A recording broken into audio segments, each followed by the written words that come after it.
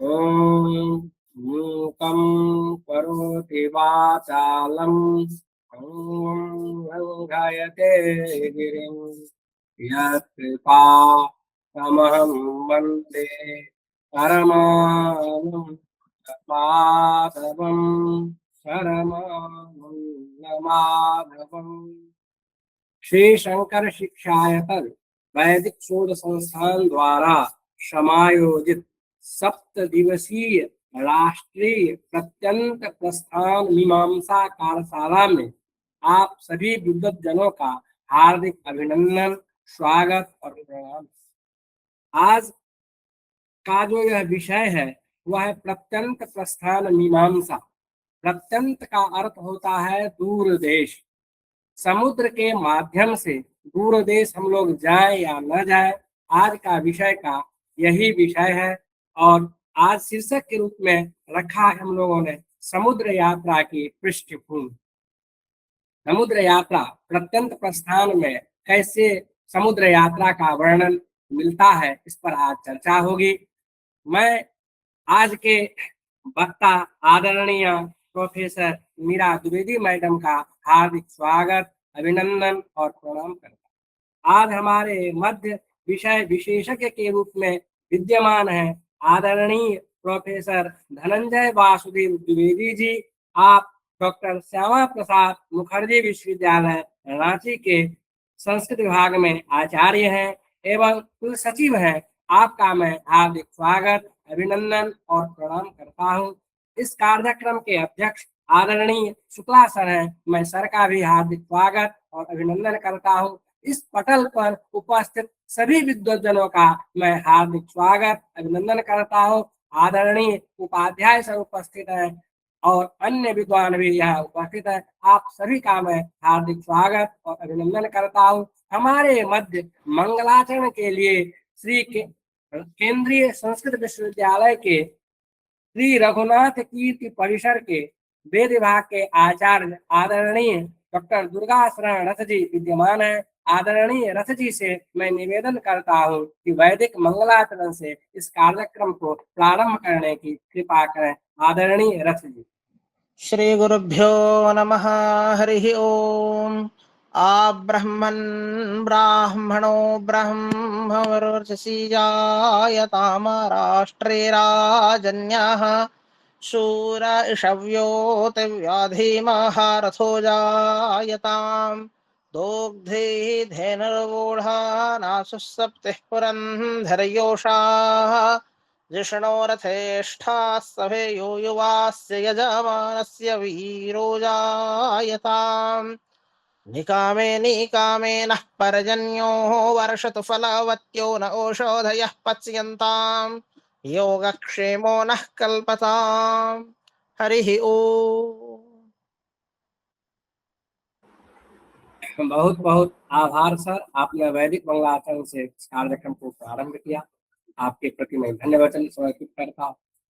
आज का जो विषय है वह समुद्र यात्रा है और इस यात्रा की पृष्ठभूमि में ग्रंथकार पंडित मधुसूदन ओझा जी लिखते हैं किस प्रकार से विदेश यात्रा के लिए उन्होंने निमंत्रण मिला और यहाँ के राजा के साथ उन्होंने गया। यद्यपि यहाँ राजा शब्द का अर्थ है लेकिन नाम नहीं दिया गया है प्रारंभ में।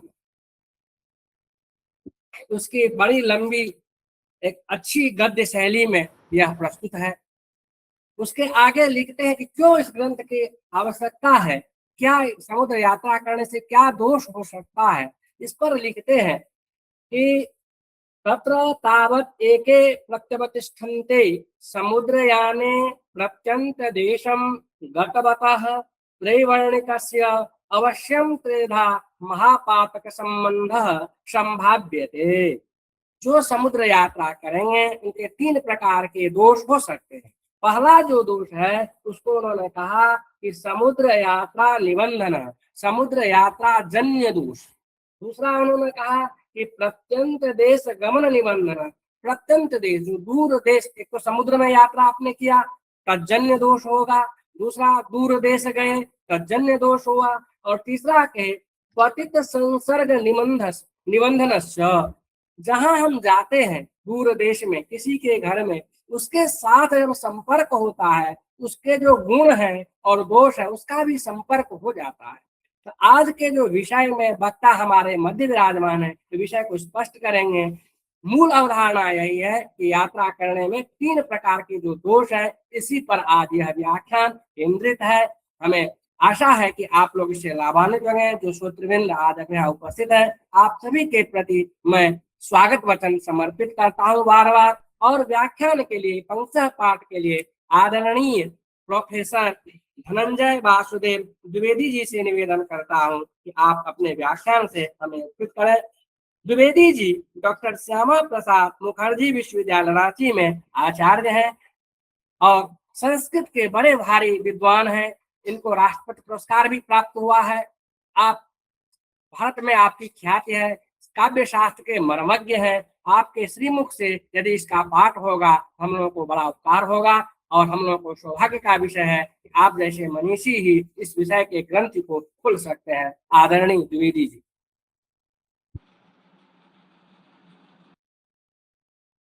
वर्णानामर्थसङ्घानां रसानां छन्दसामपि मङ्गलानां च कर्तारौ वन्दे वाणी विनायकौ।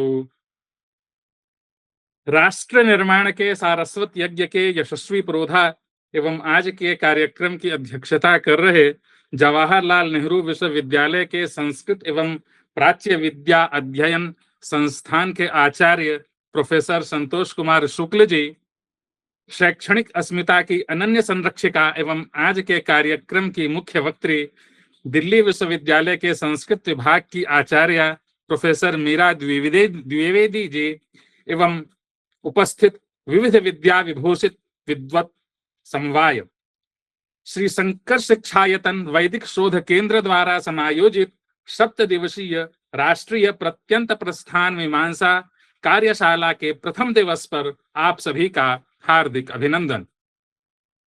आज के इस ज्ञान यज्ञ में मैं प्रदत्त विषय पर अपना विचार प्रस्तुत करना चाहता हूं। पंडित मधुसूदन ओझा विरचित प्रत्यंत प्रस्थान मीमांसा भारतीय धर्मशास्त्रीय परंपरा में देशांतर गमन, विशेषतः प्रत्यंत अथवा म्लेच्छ देश की यात्रा से संबंधित आचार विचार का महत्वपूर्ण ग्रंथ है। भारतीय धर्मशास्त्र में मनुष्य का जीवन केवल निजी आचरण तक सीमित नहीं माना गया है, बल्कि देश, काल, परिस्थिति, संस्कार, सामाजिक मर्यादा तथा धार्मिक कर्तव्यों के समन्वित अनुशासन के रूप में देखा गया है। इसी कारण आहार, विहार, यात्रा, निवास, संसर्ग, श्राद्ध, शौचाचार और प्रायश्चित्त जैसे विषयों का सूक्ष्म विवेचन धर्मशास्त्रकारों ने किया है। प्रत्यंत प्रस्थान मीमांसा में विशेष रूप से यह विचार किया गया है कि किन प्रदेशों का गमन धर्मशास्त्रीय दृष्टि से वर्जनीय या सावधानता पूर्वक विचारणीय माना गया। वहां निवास करने से कौन से आचारगत दोष उत्पन्न हो सकते हैं और स्वदेश लौटने पर उनकी शुद्धि अथवा पुनः संस्कार की क्या व्यवस्था है। ग्रंथ में वायु पुराण, पराशर, मनु, बृहस्पति, बौधायन आदि धर्मशास्त्रीय परंपराओं के मतों का उपयोग करते हुए विषय का निर्णयात्मक विवेचन किया गया है। ग्रंथ का मूल प्रयोजन केवल विदेश गमन का निषेध प्रस्तुत करना नहीं, बल्कि यह स्पष्ट करना है कि देशांतर के निवास के दौरान धर्माचरण, आहार शुद्धि, संसर्ग नियम और धार्मिक कर्तव्यों की रक्षा किस प्रकार की जाए। यदि किसी कारण से आचार भ्रंश हो तो प्रायश्चित्त एवं संस्कार द्वारा शुद्धि और पुनः धार्मिक जीवन में प्रतिष्ठा का मार्ग भी स्वीकार किया गया है। इस प्रकार प्रत्यंत प्रस्थान मीमांसा धर्म, आचार और देश काल की पारस्परिकता को समझने वाला एक महत्वपूर्ण धर्मशास्त्रीय ग्रंथ है। सर्वप्रथम प्रत्यंत और प्रस्थान की अवधारणा पर हम लोग यहाँ विचार करते हैं। पंडित मधुसूदन ओझा विरचित प्रत्यंत प्रस्थान मीमांसा में प्रत्यंत और प्रस्थान की संकल्पना धर्मशास्त्रीय आचार व्यवस्था के संदर्भ में विचारित है। प्रत्यंत से अभिप्राय ऐसे प्रदेश से है जो तत्कालीन धार्मिक सामाजिक व्यवस्था के मुख्य क्षेत्र से बाहर माना जाता था, जबकि प्रस्थान का अर्थ किसी स्थान से दूसरे स्थान की ओर गमन है। इस प्रकार प्रत्यंत प्रस्थान ऐसे प्रदेश की यात्रा अथवा वहां निवास से संबद्ध प्रश्नों का द्योतक है, जहां प्रचलित आचार, आहार, संस्कार और धार्मिक व्यवहार स्वीकृत मानकों से भिन्न माने जाते थे। ग्रंथ का विवेचन यह स्पष्ट करता है कि किसी प्रदेश की धार्मिक ग्राह्यता वहां वर्णाश्रम व्यवस्था, सदाचार, शुद्ध आहार, श्राद्धादि कर्मों की संभावना तथा संस्कार परंपरा की स्थिति से भी संबद्ध थी। इसीलिए प्रत्यंत अथवा म्लेच्छ देश गमन का प्रश्न मात्र यात्रा का नहीं बल्कि धर्माचार की रक्षा का विषय था। ग्रंथ में इस प्रसंग में विभिन्न धर्मशास्त्रीय वचनों का संग्रह एवं परीक्षण किया गया है। अब म्लेच्छ देश की धर्मशास्त्रीय संकल्पना क्या है, इस पर हम लोग विचार करते हैं। तो पंडित मधुसूदन ओझा विरचित प्रत्यंत प्रस्थान मीमांसा में म्लेच्छ देश की संकल्पना का विवेचन धर्मशास्त्रीय आचार, देशाचार, धार्मिक कर्मों की पात्रता तथा संस्कार शुद्धि के संदर्भ में किया गया है। ग्रंथ में म्लेच्छ देश का अभिप्राय ऐसे प्रदेश से है जहां तत्कालीन धर्मशास्त्र सम्मत आचार व्यवस्था और धार्मिक संस्कारों के निर्वाह में बाधा की संभावना मानी गई थी। इसीलिए म्लेच्छ शब्द को आधुनिक काल की किसी जाति, राष्ट्र अथवा समुदाय के लिए प्रयुक्त करना उचित नहीं है। यह धर्मशास्त्रीय इतिहास की विशिष्ट पारिभाषिक संकल्पना है, जिसका अर्थ तत्कालीन देश, काल और आचार की परिस्थितियों के आलोक में ही ग्रहण किया जाना चाहिए। ग्रंथ में म्लेच्छ देश में धार्मिक कर्म के संबंध में यह वचन प्रस्तुत किया गया है। इसके अनुसार जिस देश में चातुर्ण्य वर्ण व्यवस्था न हो, उस देश को म्लेच्छ देश समझना चाहिए। चातुर वर्ण व्यवस्था से संयुक्त देश को आर्यावर्त मानना चाहिए। चातुर वर्ण व्यवस्थानम यस्मिन् देशेन विद्यते स म्लेच्छ देशो विद्येय आर्यावर्तस्ततः परः। वशिष्ठ को उद्धृत करते हुए ग्रंथ में कहा गया है कि म्लेच्छ देश में श्राद्ध न करने तथा वहां गमन न करने का निर्देश प्राप्त होता है। म्लेच्छ देशे तथा रात्रौ संध्यायां सुवेनेने न श्राद्धमाचरेत् प्राज्ञो म्लेच्छ देशे न च व्रजेत्। इस व्यवस्था के धर्मशास्त्रीय कर्म मीमांसा की वह दृष्टि निहित है जिसमें किसी धार्मिक कर्म की सिद्धि के लिए केवल कर्ता, मंत्र और द्रव्य ही पर्याप्त नहीं माने गए, बल्कि देश और काल की अनुकूलता को भी महत्व दिया गया है। इस प्रकार देश स्वयं धार्मिक कर्म की उपयुक्तता से संबद्ध तत्व बन जाता है। ग्रंथ में प्रस्तुत विचारों से यह भी स्पष्ट होता है कि म्लेच्छ देश गमन का प्रश्न केवल यात्रा का प्रश्न नहीं था। उसके साथ वहां का निवास, आहार विहार, संसर्ग, श्राद्धादि धार्मिक कर्म तथा स्वीकृत आचार व्यवस्था की रक्षा जैसे अनेक विषय जुड़े हुए थे। इसीलिए कुछ प्रदेशों में गमन के पश्चात संस्कारम अर्हति अर्थात पुनः संस्कार की आवश्यकता का विधान मिलता है। यह व्यवस्था संकेत करती है कि धर्मशास्त्रकारों की प्रमुख चिंता व्यक्ति की आचारगत और संस्कारगत शुद्धता की रक्षा थी। अतः पंडित मधुसूदन ओझा की प्रत्यंत प्रस्थान मीमांसा में म्लेच्छ देश की अवधारणा को केवल भौगोलिक निषेध के रूप में समझना पर्याप्त नहीं है। यह देश, काल, आचार, संसर्ग, धार्मिक कर्म और संस्कार की परस्पर संबद्धता पर आधारित व्यापक धर्मशास्त्रीय अवधारणा है।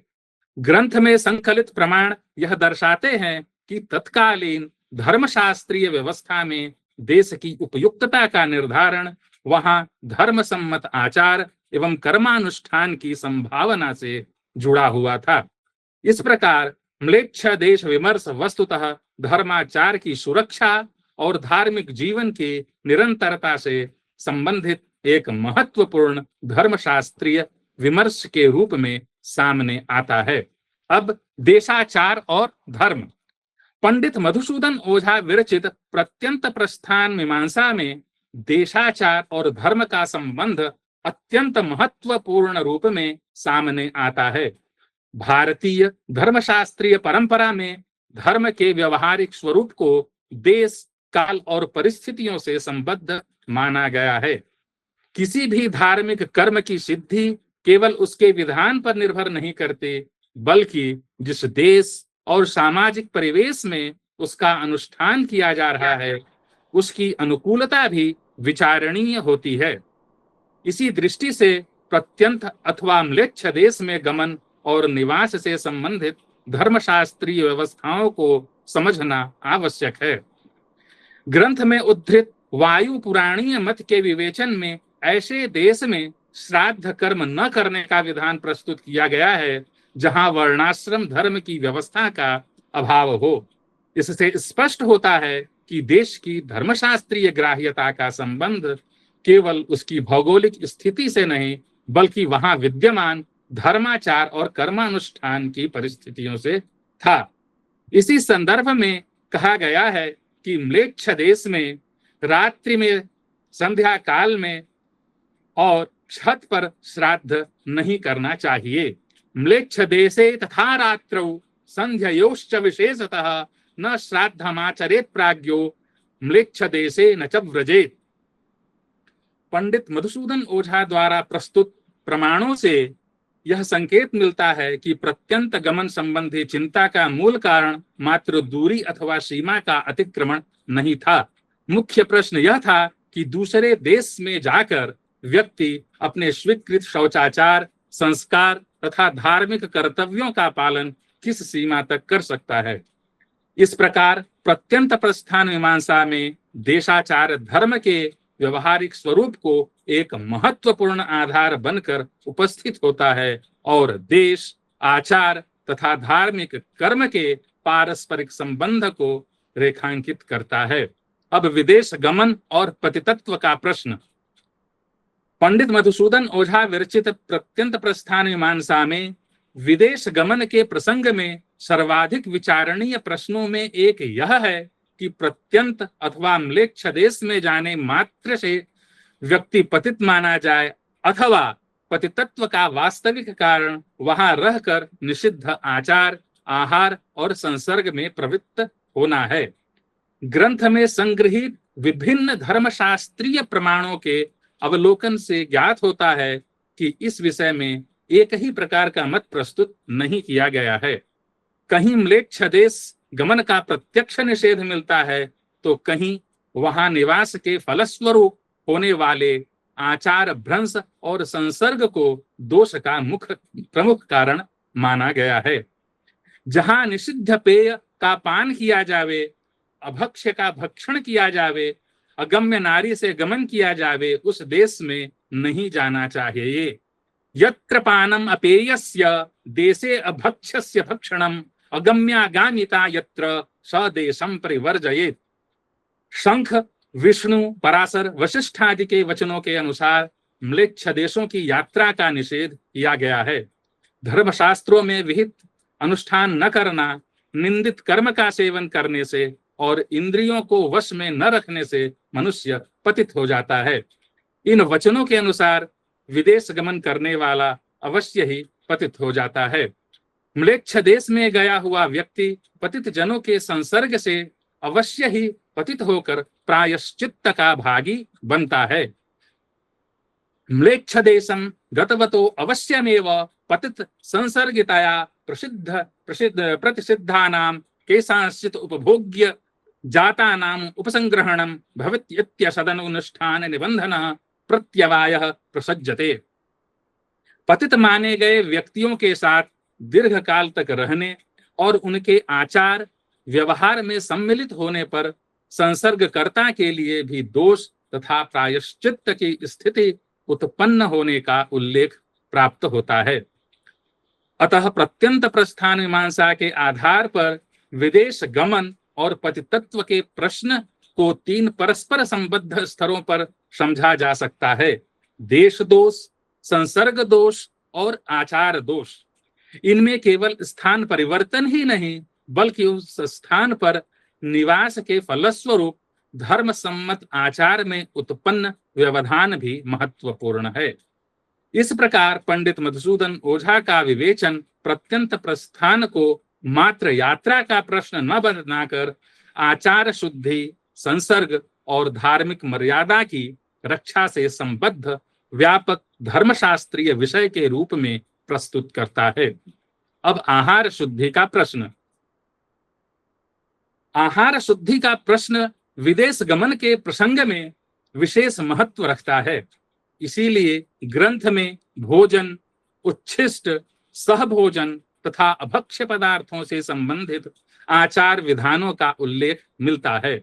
ग्रंथ में बौधायन परंपरा के आधार पर भोजन विषयक आचार का विवेचन करते हुए उच्छिष्ट ग्रहण और सहभोजन से संबंधित मर्यादाओं की चर्चा की गई है। पिता अथवा ज्येष्ठ भ्राता को छोड़कर अन्य के उच्छिष्ट को न ग्रहण करने, स्त्री के साथ एकत्र भोजन न करने तथा धर्मशास्त्र में निषिद्ध माने गए कुछ प्रकार के मांस एवं दूषित अथवा अनुचित अन्न से बचने की व्यवस्था प्रस्तुत की गई है। श्राद्धान्न, सूतिकान्न, कुकुरमुत्ता, शिव जी के गणों को निवेदित अन्न खाने तथा कुछ लोग निषिद्ध देशों की यात्रा करने पर पाप के भागी होने पर पुनः संस्कार करें। नान्यश्चोच्छिष्टं भुञ्जतान्यत्र पितृज्येष्ठाभ्याम न स्त्रिया सह भुञ्जीथ मधु मांस श्राद्ध सूतकान्यमित्येतेषु पुनः संस्कारः। इससे ज्ञात होता है कि आहार की शुद्धता तत्कालीन धार्मिक जीवन में व्यक्ति के आचार संरक्षण का महत्वपूर्ण अंग थी। भारतीय धर्मशास्त्रीय दृष्टि में भोजन केवल शरीर के पोषण का साधन नहीं माना गया है। भोजन का संबंध मनुष्य की मानसिक वृत्तियों, संस्कारों और धार्मिक पात्रता से भी जोड़ा गया है। इसी व्यापक भारतीय चिंतन को उपनिषद का प्रसिद्ध सिद्धांत अभिव्यक्त करता है। आहार शुद्धौ सत्वशुद्धे सत्वशुद्धौ ध्रुवा स्मृति। प्रत्यंत प्रस्थान मीमांसा में प्रत्यंत देश में निवास का प्रश्न इसी कारण आहाराचार से घनिष्ठ रूप से जुड़ता है।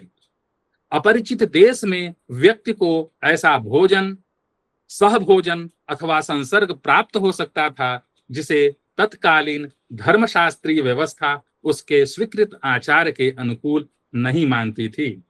इस प्रकार आहारगत अनुशासन में उत्पन्न व्यवधान आगे चलकर आचार दोष तथा प्रायश्चित्त के प्रश्न से भी संबद्ध हो जाता है। हेमाद्रि में ब्रह्मांड पुराण के वचन को उद्धृत करते हुए कहा गया है कि जो जल पूर्ण रूप से अशुद्ध हो और सर्वसाधारण के लिए त्याज्य हो अथवा जो म्लेच्छों का जल स्थान हो वह स्थान स्नान पानादि कार्यों में वर्जित है। यत्र सर्वार्थमुत्सृष्टम यच्च म्लेच्छ निपानजम तद्वर्ज्यम सलिलम तात स्नान पानादि कर्मसु। अतः पंडित मधुसूदन ओझा के ग्रंथ में प्रत्यंत प्रस्थान के संदर्भ में आहार शुद्धि का विचार केवल क्या खाया जाए तक सीमित नहीं है, उसमें किसका अन्न ग्रहण किया जाए, किसके साथ भोजन किया जाए और किन पदार्थों से निवृत्त रहा जाए, ये सभी प्रश्न सम्मिलित हैं। अब विदेश में श्राद्ध कर्म। म्लेच्छ देश में श्राद्ध कर्म की ग्राह्यता का प्रश्न भी विशेष रूप से इस प्रत्यंत प्रस्थान मीमांसा में विचारित हुआ है। ग्रंथ में संकलित धर्मशास्त्रीय प्रमाणों से यह ज्ञात होता है कि श्राद्ध केवल श्रद्धा पूर्वक संपन्न किया जाने वाला पितृकर्म नहीं, अपितु देश, काल, पात्र और विधि की अनुकूलता से संपन्न होने वाला विशिष्ट धार्मिक अनुष्ठान माना गया है। इसीलिए विदेश अथवा ऐसे प्रदेश में जहां धर्म शास्त्र सम्मत आचार व्यवस्था का निर्वाह संभव न हो, श्राद्ध की उपयुक्तता पर विचार किया गया है। वशिष्ठ को उद्धृत करते हुए कहा गया है कि म्लेच्छ देशों में श्राद्ध नहीं संपन्न करना चाहिए, न म्लेच्छ विषये श्राद्धम कुर्यात्। ग्रंथ में ऐसे देश में श्राद्ध न करने का निर्देश मिलता है जहां वर्णाश्रम धर्म की प्रतिष्ठित व्यवस्था का अभाव हो। म्लेच्छ देश में रात्रि में अथवा दोनों संध्याओं के समय बुद्धिमान व्यक्ति को चाहिए कि ऐसे वर्ज्य स्थान और समय में श्राद्ध नहीं करना चाहिए। इस व्यवस्था का धर्म मीमांसात्मक आशय महत्वपूर्ण है।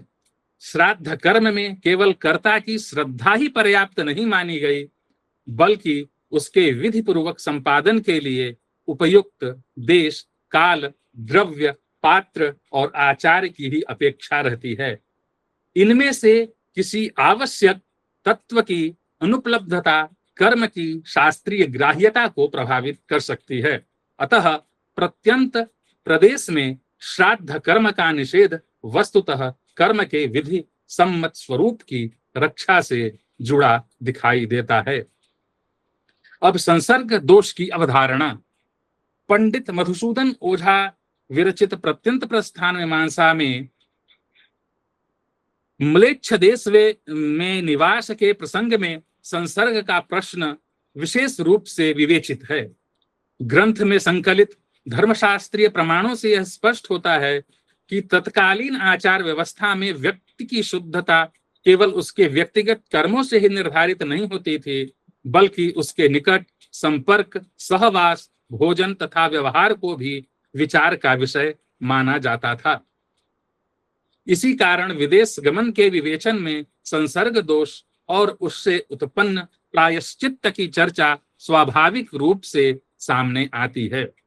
श्रेष्ठ पुरुष भी पतित जनों का संसर्ग करने पर 5, 10, 12 दिन, 1 मास, 3 मास, 6 मास अथवा 1 वर्ष तक पतित के साथ आचरण करने पर उसके समान हो जाता है।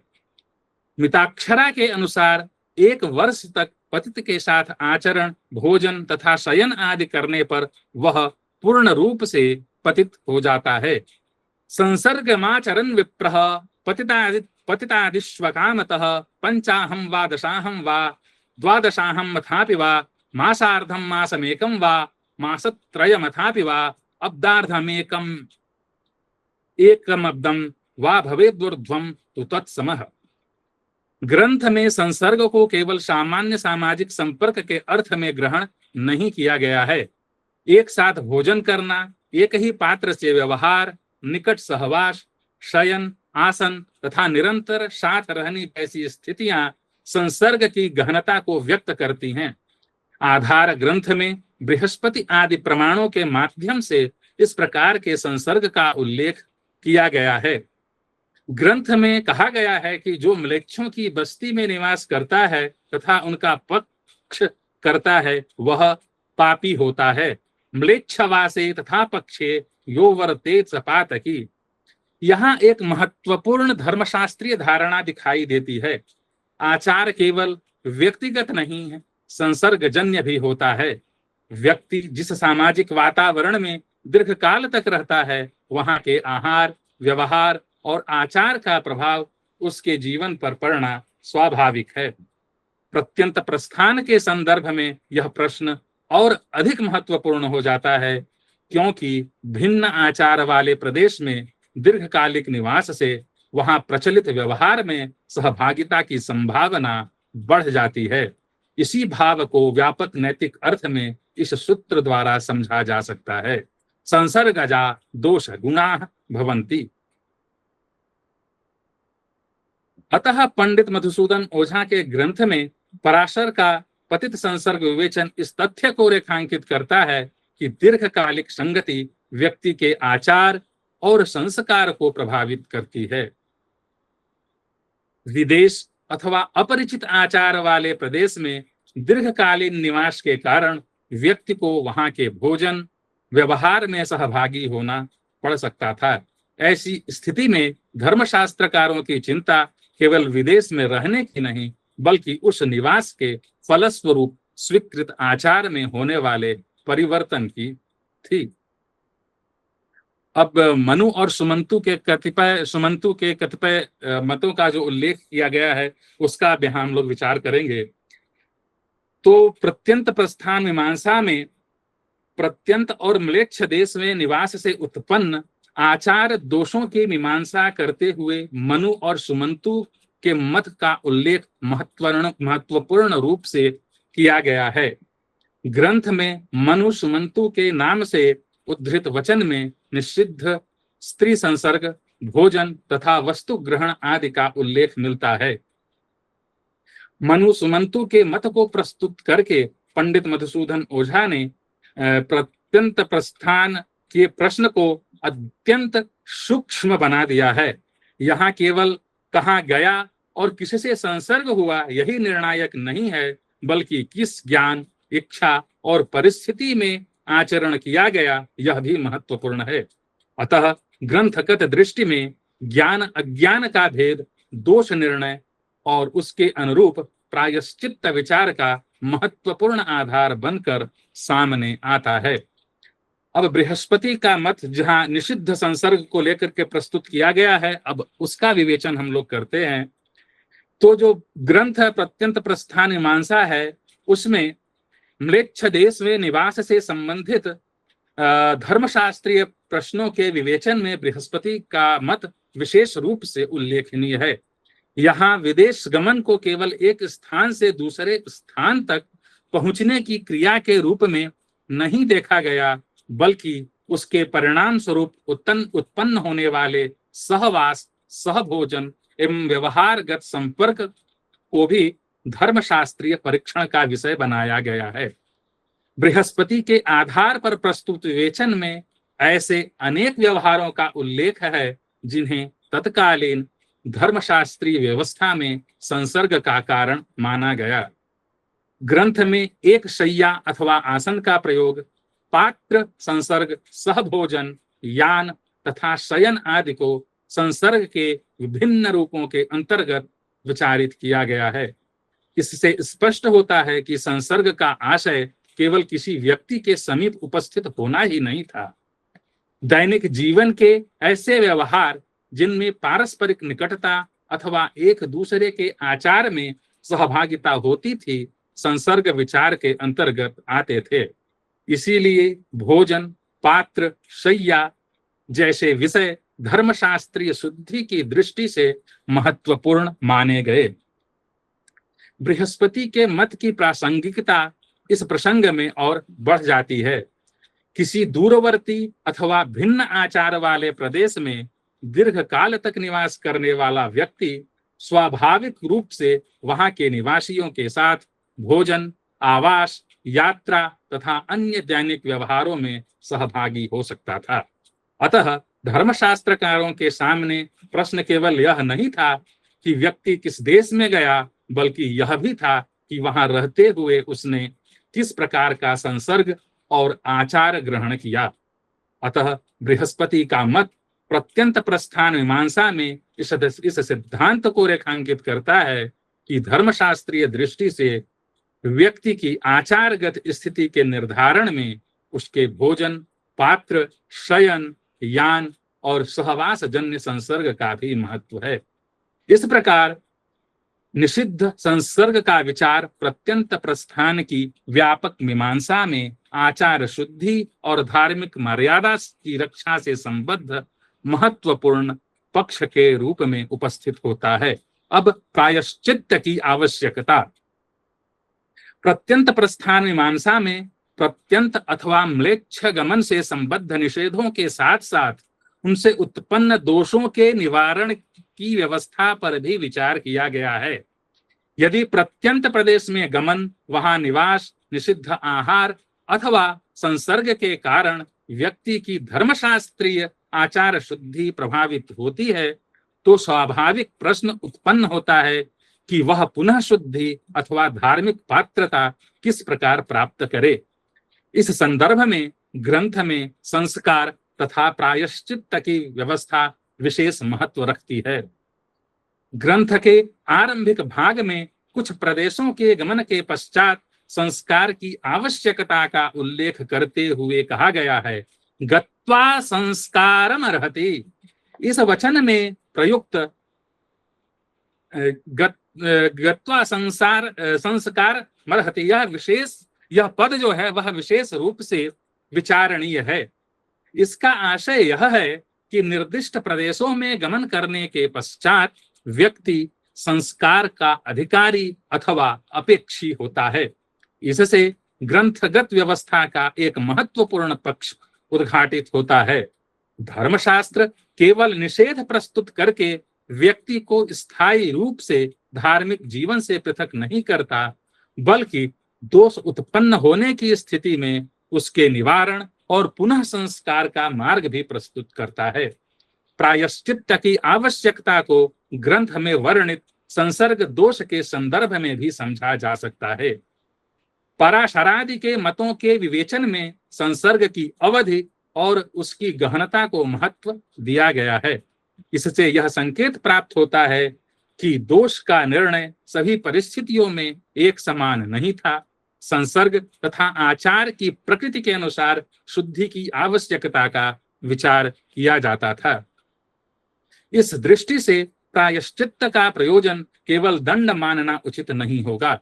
यहाँ प्रायश्चित्त के साथ व्यक्ति की धर्म सम्मत जीवन पद्धति में पुनः प्रवृत्ति का भाव भी निहित दिखाई देता है। प्रत्यंत प्रदेश में निवास के कारण यदि आहार, संसर्ग अथवा धार्मिक मर्यादाओं में व्यवधान उत्पन्न हुआ हो तो शास्त्रीय संस्कार व्यक्ति को पुनः नियत आचार में प्रतिष्ठित करने का माध्यम बनता है। विदेश गमन, अब हम लोग विदेश गमन निषेध या परिस्थिति जन्य व्यवस्था इस पर विचार करते हैं। तो इस ग्रंथ के अध्ययन में एक महत्वपूर्ण प्रश्न यह उपस्थित होता है कि क्या धर्मशास्त्रीय परंपरा विदेश अथवा प्रत्यंत देश गमन का सर्वथा निषेध करती है, अथवा यह निषेध तत्कालीन परिस्थितियों, देशाचार और धार्मिक आचरण की सुरक्षा से संबद्ध था। ग्रंथ में संकलित विभिन्न शास्त्रीय प्रमाणों को समग्र रूप से देखने पर इस प्रश्न का उत्तर केवल निषेध के रूप में देना पर्याप्त नहीं प्रतीत होता।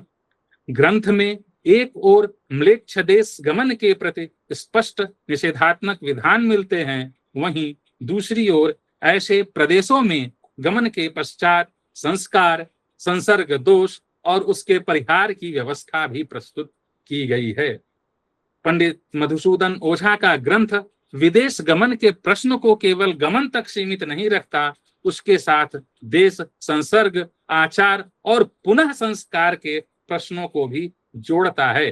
फलतः विदेश गमन विमर्श को परिस्थितियों और उसके आचारगत परिणामों सहित समझना ही प्रत्यंत प्रस्थान मीमांसा की विषय वस्तु के अधिक अनुरूप प्रतीत होता है। अब आधुनिक वैश्विक युग में प्रत्यंत प्रस्थान मीमांसा मूलतः उस धर्मशास्त्रीय समस्या का विवेचन करती है जिसमें म्लेच्छ देश में गमन, वहां निवास, संसर्ग, आहार विहार तथा उसके फलस्वरूप उत्पन्न होने वाली धार्मिक आचारगत स्थिति पर विचार किया गया है। ग्रंथ में प्रस्तुत प्राचीन धर्मशास्त्रीय प्रमाण अपने समय की सामाजिक और धार्मिक परिस्थितियों से संबद्ध हैं। आज विश्वव्यापी आवागमन, शिक्षा, व्यापार, विज्ञान, संचार और प्रवासन की परिस्थितियां अत्यंत परिवर्तित हो चुकी हैं। इसलिए इस ग्रंथ की आधुनिक प्रासंगिकता को समझने के लिए उसके मूल धर्मशास्त्रीय प्रयोजन और वर्तमान परिस्थितियों के बीच विवेकपूर्ण संवाद आवश्यक है। यहाँ म्लेच्छ देश में श्राद्ध न करने अथवा वहां गमन न करने का निर्देश मिलता है, किंतु इस निषेध को समझते समय ग्रंथ के अन्य अंशों पर भी ध्यान देना आवश्यक है। कुछ प्रदेशों में गमन के पश्चात संस्कार का विधान करते हुए यह कहा गया है। आधुनिक वैश्विक परिस्थितियों में इस विमर्श का स्वरूप स्वाभाविक रूप से परिवर्तित हुआ है। आज व्यक्ति विश्व के अनेक देशों में रहते हुए अपनी पूजा पद्धति, जप, ध्यान, व्रत, स्वाध्याय तथा धार्मिक सांस्कृतिक परंपराओं का पालन कर सकता है। अतः ग्रंथ के प्राचीन निषेधों और आधुनिक जीवन के बीच संबंध स्थापित करते समय स्रोतगत कथन तथा आधुनिक व्याख्या के बीच भेद बनाए रखना आवश्यक है। ग्रंथ के आधार पर एक बात विशेष रूप से सामने आती है कि प्रत्यंत प्रस्थान का विचार केवल भौगोलिक गमन तक सीमित नहीं रहता। बृहस्पति, पराशर आदि के मतों के प्रसंग में भोजन, पात्र, सहवास तथा दीर्घकालीन संसर्ग से उत्पन्न माने जाने वाले दोषों का विवेचन मिलता है। वस्तुतः धर्मशास्त्रकारों की चिंता व्यक्ति के विदेश पहुंचने मात्र से अधिक वहां धार्मिक आचार की स्थिति को लेकर भी थी। यहीं से प्रत्यंत प्रस्थान मीमांसा आधुनिक वैश्विक युग के लिए विचारणीय बनती है।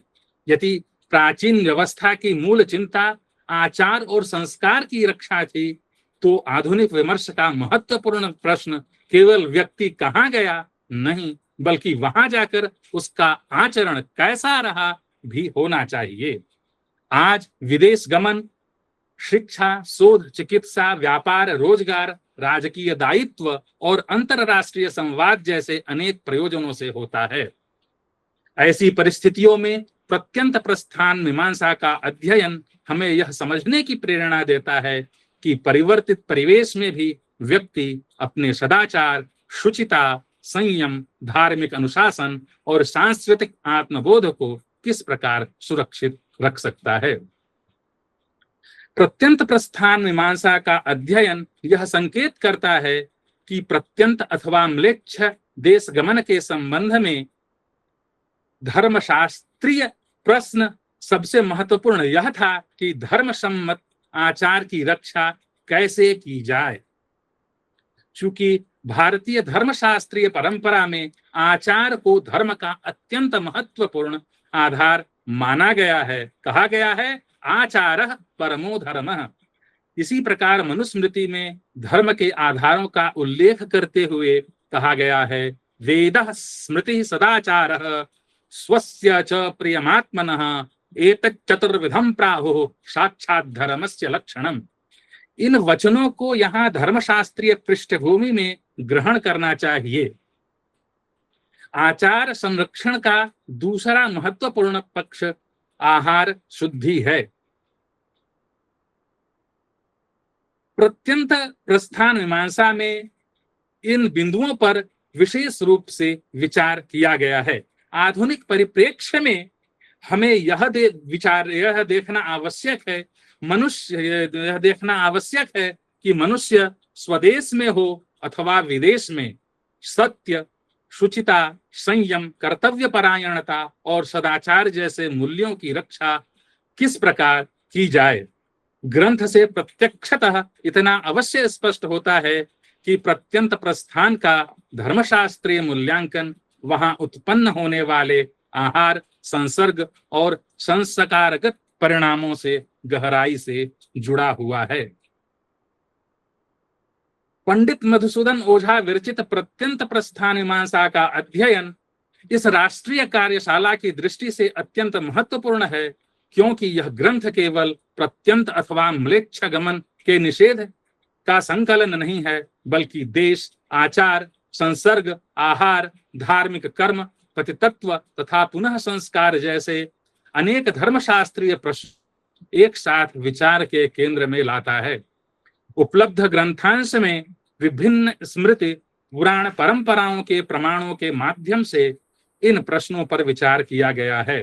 अतः यह ग्रंथ भारतीय धर्मशास्त्रीय चिंतन पद्धति को समझने के लिए उपयोगी आधार प्रस्तुत करता है।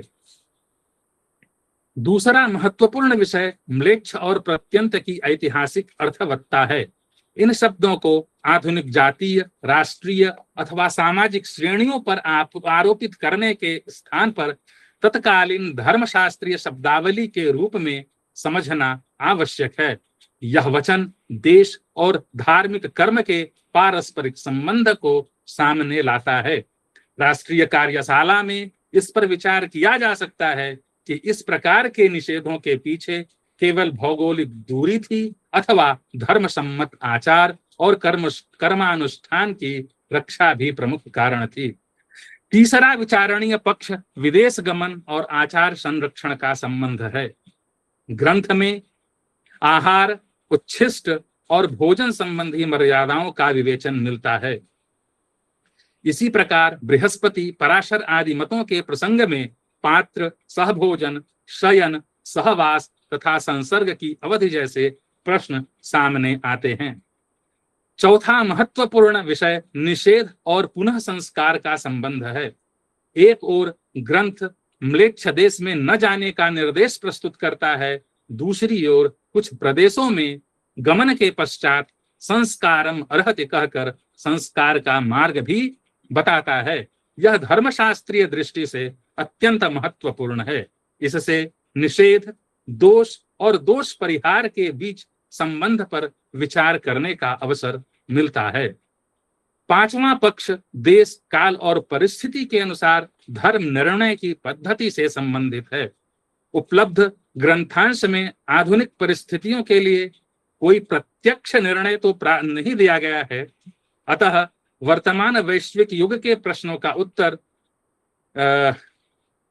इस ग्रंथ पर आरोपित करना उचित नहीं होगा, किंतु ग्रंथ में संकलित देश, आचार, संसर्ग और संस्कार संबंधी सामग्री यह अवसर अवश्य प्रदान करती है कि धर्मशास्त्रीय निर्णय की ऐतिहासिक पद्धति का अध्ययन वर्तमान के परिप्रेक्ष्य में किया जाए।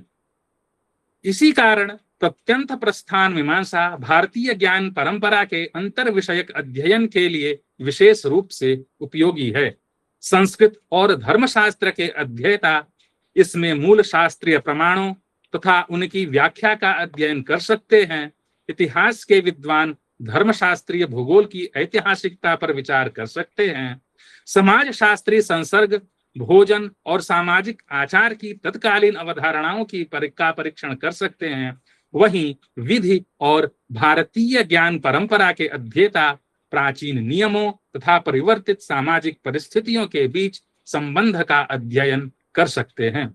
अतः राष्ट्रीय कार्यशाला में प्रत्यंत प्रस्थान मीमांसा का अध्ययन केवल विदेश गमन निषिद्ध था अथवा नहीं जैसे एक प्रश्न तक सीमित नहीं रहना चाहिए। इसका वास्तविक अकादमिक महत्व धर्मशास्त्रीय भूगोल, देशाचार, म्लेच्छ और प्रत्यंत की संकल्पना, आहार शुद्धि, संसर्ग दोष, धर्माधिकार, पुनः संस्कार और बदलती परिस्थितियों में धर्म निर्णय की पद्धति के समग्र अध्ययन में है। इस प्रकार पंडित मधुसूदन ओझा का यह ग्रंथ धर्मशास्त्र, संस्कृत, इतिहास, समाजशास्त्र और भारतीय ज्ञान परंपरा के बीच सार्थक अंतर्विषयक संवाद के लिए महत्वपूर्ण आधार प्रस्तुत करता है। अंततः कहा जा सकता है कि पंडित मधुसूदन ओझा की प्रत्यंत प्रस्थान मीमांसा प्रत्यंत गमन की चर्चा के माध्यम से वस्तुतः देश, धर्म और आचार के संबंध पर गंभीर विमर्श प्रस्तुत करती है। निषेध के साथ संस्कार, संसर्ग के साथ दोष निर्णय और आचार भ्रंश के साथ शुद्धि की संभावना इस ग्रंथ की धर्मशास्त्रीय व्यापकता को प्रकट करती है। अतः इसकी ऐतिहासिक महत्ता प्रत्यंत अथवा म्लेच्छ देश की प्राचीन अवधारणाओं को समझने में, धर्मशास्त्रीय गंभीरता, देशाचार और संसर्ग विचार को जानने में तथा आधुनिक प्रासंगिकता इन सिद्धांतों के विवेकपूर्ण पुनर्पाठ में निहित है। प्रत्यंत प्रस्थान इस प्रकार केवल सीमा पार करने की मीमांसा नहीं बल्कि परिवर्तित परिवेश में धर्माचार की स्थिति को समझने की मीमांसा बनकर हमारे सामने उपस्थित होता है। मुझे जो ग्रंथांश उपलब्ध कराया गया उसमें जो भी चीजें मेरी दृष्टि में आई उसको मैंने विवेचन करने का प्रयास किया है। मैं कहाँ तक सफल हूं इसके लिए सहृदय श्रोतागण इसे निश्चित करेंगे। मैं इतना बोलते हुए अपनी वाणी को विराम देता हूँ। धन्यवाद। बहुत बहुत आभार सर, आपका व्याख्यान अत्यंत सारगर्भित रहा। आपने प्रत्यंत प्रस्थान मीमांसा को आधुनिक विद्याओं से आधुनिक संदर्भ में जोड़ दिया। कानून के साथ, विधि विद्याओं के साथ, समाज शास्त्र, सोशियोलॉजी के साथ, हिस्ट्री के साथ आपने इसको जोड़ने का प्रयास किया। और जो आहार शुद्धि, संसर्ग शुद्धि पर जो चर्चा हुई है वह अत्यंत ही उपादेय है। मैं आपके प्रति धन्यवाद ज्ञापित करता हूँ, आभार प्रकट करता हूँ। अब हमारे मध्य विराजमान है आदरणीय प्रोफेसर मीरा द्विवेदी मैडम। आप दिल्ली विश्वविद्यालय के संस्कृत विभाग में वरिष्ठ आचार्य हैं। आप श्री शंकर शिक्षायतन के अनुरोध को स्वीकार कर व्याख्यान के लिए उपस्थित हैं। मैं आपसे अनुरोध करता हूं कि आप अपने व्याख्यान से उपकृत करने की कृपा करें। आदरणीय द्विवेदी मैडम। मूकं करोति वाचालं पंगुं लंघयते गिरिं तं कृपातमहं वन्दे परमानन्दमाधवम्। वंशी विभूषितकरान् नवनीरदाभात् पीताम्बरादरुणबिम्बफलाधरोष्ठात् पूर्णेन्दुसुन्दरमुखादरविन्दनेत्रात् कृष्णात् परं किमपि तत्त्वमहं न जाने। आज के शंकर शिक्षायतन के इस फलक पर उपस्थित परम सम्माननीय कार्यक्रम के अध्यक्ष प्रोफेसर संतोष कुमार शुक्ल जी, आज के व्याख्याता आचार्य धनंजय वासुदेव द्विवेदी जी, और इस फलक पर उपस्थित संस्कृत संस्कृति के प्रति आदरवान निष्ठावान श्रोत्री वृंद, सभी को मैं यथोचित वंदन करती हूँ, नमन करती हूँ। आज की चर्चा का विषय पंडित मधुसूदन ओझा विरचित प्रत्यंत प्रस्थान मीमांसा है, जिसके एक अंश पर अभी आप आचार्य धनंजय वासुदेव द्विवेदी जी का वैदुष्यपूर्ण व्याख्यान आपने सुना। अच्छा तो ये होता कि पहले जो अंश मुझे दिया गया है वो पूर्व अंश है, उस पर चर्चा होती, क्योंकि इसके अधिकांश बिंदुओं को ही इस ग्रंथ के उत्तर भाग में जो आपने धनंजय वासुदेव द्विवेदी जी से सुना, उसका समाधान उनके उसमें किया गया है। बहुत सुंदर ये ग्रंथ है। पंडित मधुसूदन ओझा अपने आप में विरले विद्वान थे, और वेद क्या, मीमांसा क्या, व्याकरण क्या, ज्योतिष, धर्मशास्त्र, भारतीय दर्शन, सबका अद्वितीय समन्वय हम उनमें पाते हैं। और केवल वो शास्त्रज्ञ नहीं थे, अभी तो उनका मौलिक चिंतन था। वो तर्क शास्त्री थे और वैदिक विज्ञान के वो अप्रतिम व्याख्याकार थे। वैदिक विज्ञान को, वैदिक व्याख्याओं को उन्होंने रूढ़ियों से निकाला और तर्क सम्मत विज्ञान की धरातल पर उन्होंने प्रतिष्ठित किया। ये उनका बहुत बड़ा योगदान था। जैसा सभी जानते हैं, मिथिला आपकी जन्मभूमि थी, लेकिन कर्म भूमि आपकी जयपुर थी। और जयपुर में ही जिस समय आप जयपुर में संस्कृत कॉलेज में आचार्य थे, उसी समय सवाई माधव सिंह का शासन था। उस समय जयपुर में उनका अधिकार क्षेत्र था। तो कहते हैं कि एक बार एडवर्ड सप्तम के राज्याभिषेक में उनको आमंत्रित किया गया था, और इस संबंध में विदेश यात्रा के बिना ये संभव नहीं था। तो वहां पर कैसे पहुंचा जाए, राजा सवाई माधव सिंह जी के सामने ये एक समस्या थी कि एडवर्ड सप्तम के राज्याभिषेक में कैसे पहुंचा जाए, क्योंकि राजाज्ञा है, अनुलंघनीय है। और इस संबंध में धर्मशास्त्र क्या कहता है विदेश यात्रा के संबंध में। तो जब ये एक आशंका उत्पन्न हुई, तो उस समय राजपुताने में जयपुर का जो क्षेत्र था, वहां पर एक मौज मंदिर की स्थापना की गई थी, जो धर्म संबंधी विषयों पर अपने निर्णय देता था। तो ये विचार उनके सामने, मौज मंदिर के पारंपरिक पंडितों के सामने जब प्रश्न उपस्थित किया गया कि भाई विदेश यात्रा है, समुद्र यात्रा करनी है, तो ये धर्म सम्मत है या नहीं है, तो एक मत से मौज मंदिर के जो पारंपरिक पंडित थे उन्होंने निषेध कर दिया कि विदेश यात्रा, विशेष रूप से ये जो समुद्र यात्रा की चर्चा हुई है, ये प्रश्न हुआ है, ये शास्त्र सम्मत नहीं है। तो जब ये निषेध ही हो गया तो ये विचार फिर मधुसूदन ओझा के पास गया। पंडित मधुसूदन ओझा सवाई माधव सिंह जी के सलाहकार थे, तो उन्होंने इस पर विचार किया और उस पर उन्होंने जो अपना निर्णय दिया वो ये था कि आप समुद्र यात्रा निश्चिंत भाव से कर सकते हैं, क्योंकि इससे किसी भी प्रकार के धर्म की हानि नहीं है। धर्म की हानि करके अनुमति नहीं दी उन्होंने, धर्म की हानि नहीं है। उन्होंने वैज्ञानिक दृष्टि से इस पर विचार किया और उसको सवाई माधव सिंह जी को उन्होंने कहा कि आप यात्रा कर सकते हैं, इसमें कोई धर्म की हानि नहीं होगी। तो इस पर सवाई माधव सिंह जी ने उनसे भी निवेदन किया कि आप भी हमारे साथ इस राज्याभिषेक समारोह में चलें। तो उनके अनुरोध पर 1902 के आसपास का ये घटनाक्रम है। 1902 के आसपास सवाई माधव सिंह के साथ पंडित मधुसूदन ओझा ने भी इंग्लैंड की यात्रा की थी। जब वो वापस आ गए वहां से तो ये प्रश्न फिर उठा कि वो पंक्ति पावन रह सकते हैं या नहीं रह सकते हैं। तो इस प्रश्न के निवारण के लिए पंडित मधुसूदन ओझा ने, कहते हैं, ये प्रत्यंत प्रस्थान मीमांसा नाम का एक ग्रंथ लिखा था, जो समुद्र यात्रा जैसे विवादास्पद विषय पर वेद, स्मृति, पुराण, मीमांसा के प्रमाणों का निष्पक्ष रूप से परीक्षण करता है और प्रतिपादित करता है कि धर्म का निर्णय रूढ़ि या परंपराओं से नहीं किया जा सकता। यदि वेद जिसको निषिद्ध नहीं मान रहे हैं, वेदों में यदि जिस आचार विचार के लिए निषेध नहीं किया गया है, तो वो यदि स्मृति इत्यादि में, क्योंकि स्मृतियां अनेक हैं और समय के अनुसार बनती रही हैं, तो स्मृतियों में तो परिवर्तन संभव है, लेकिन वेद विचार में परिवर्तन संभव नहीं है।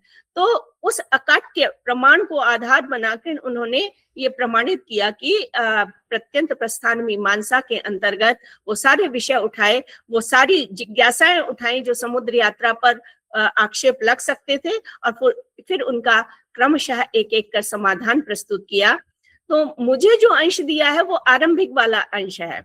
प्रत्यंत प्रस्थान मीमांसा का जो प्रथम प्रकरण है उसके उस पर चिंतन करने का मेरे से अनुरोध किया गया था, और उसका जो समाधान पक्ष है वो आचार्य धनंजय वासुदेव द्विवेदी जी के मुख से आप सुन चुके हैं।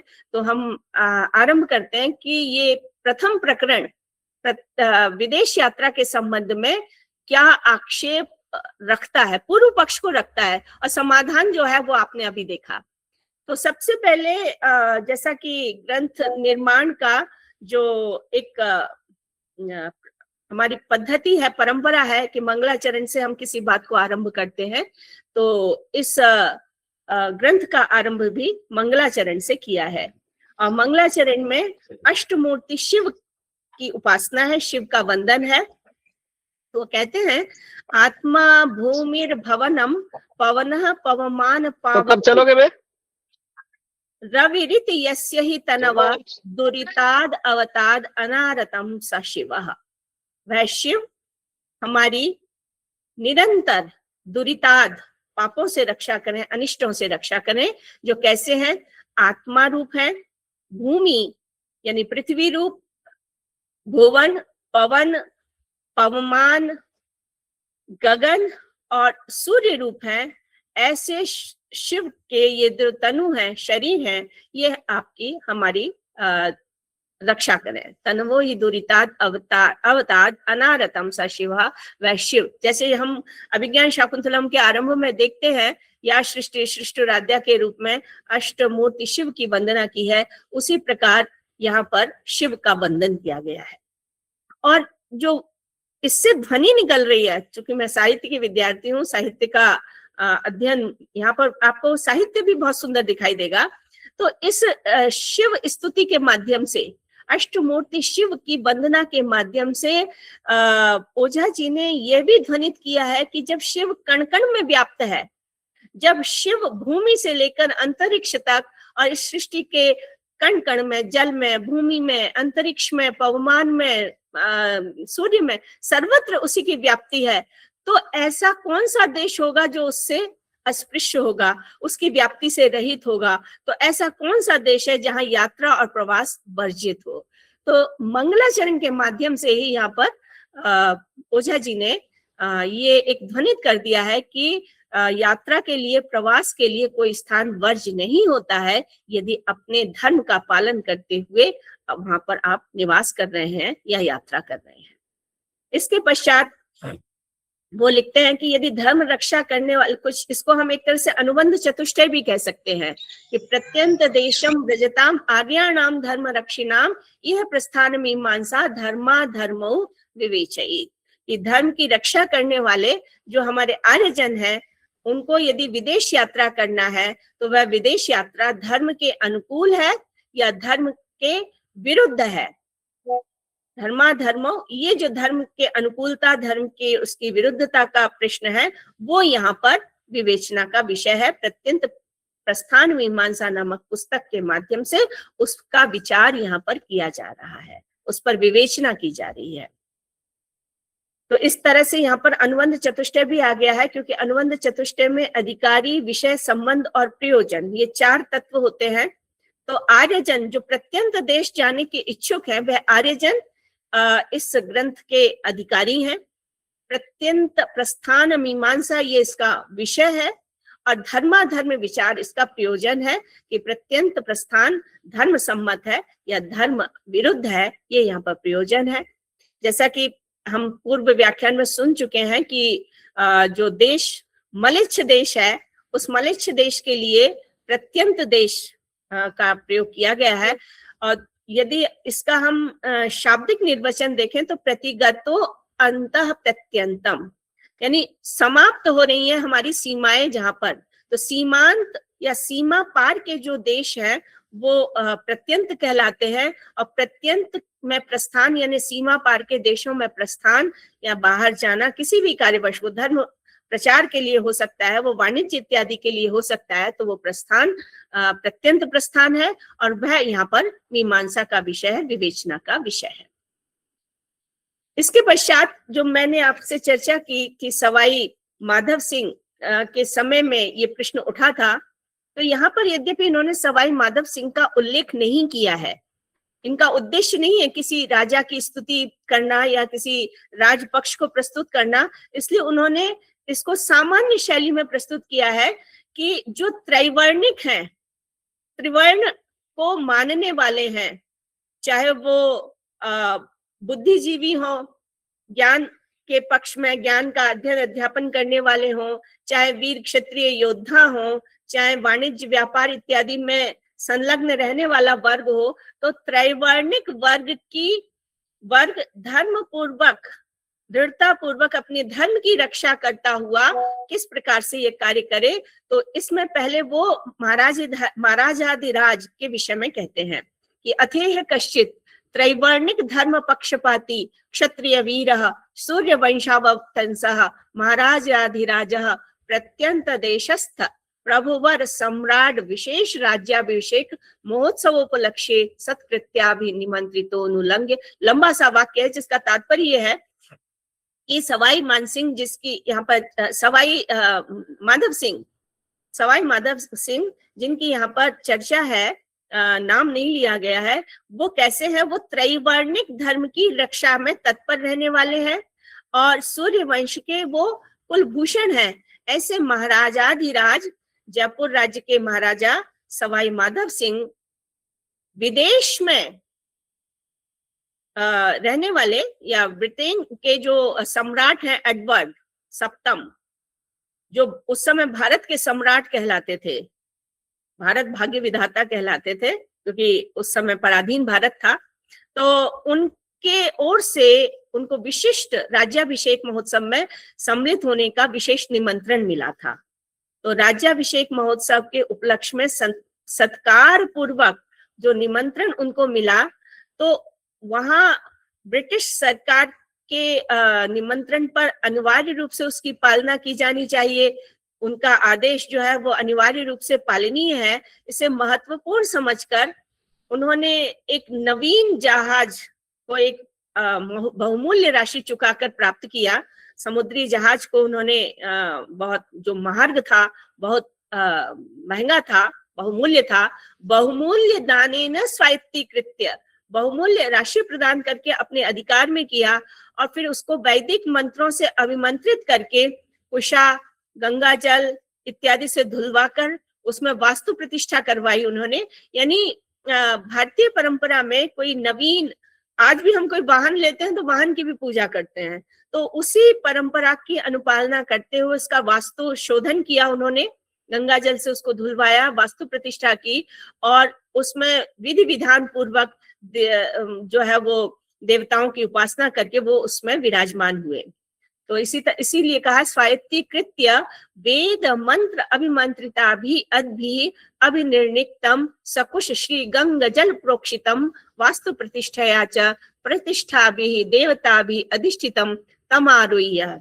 उस पर बैठकर, और अब राजा है, महाराजा है, वो अकेले तो नहीं जाएंगे, तो उनके साथ सैकड़ों सेवक, शूरवीर सामंतों का, विद्वान जो पंडित वर्ग है उनका साथ उनको मिला। यानी इन सब को वो साथ में लेकर समुद्र मार्ग से इंग्लैंड देश गए। तो उसके लिए इन्होंने कहा है विद्वद भी सामंत सहित परः शत परिचर परिवार शूर सामंत सहित विद्वद्भिर ब्राह्मणैश्च विभूषितः समुद्र मार्गेण मलेच्छ देशम अगच्छत। मलेच्छ देश गए, तो वही प्रत्यंत देश, यहाँ पर मलेच्छ देश के लिए आया है, जिसकी जहाँ पर प्रस्थान करने वालों पर क्या आक्षेप हो सकते थे, क्या उनका पंक्ति जो जाति बहिष्कृत होने की अवस्था थी, उस पर ये यहाँ पर विचार प्रस्तुत कर रहे हैं।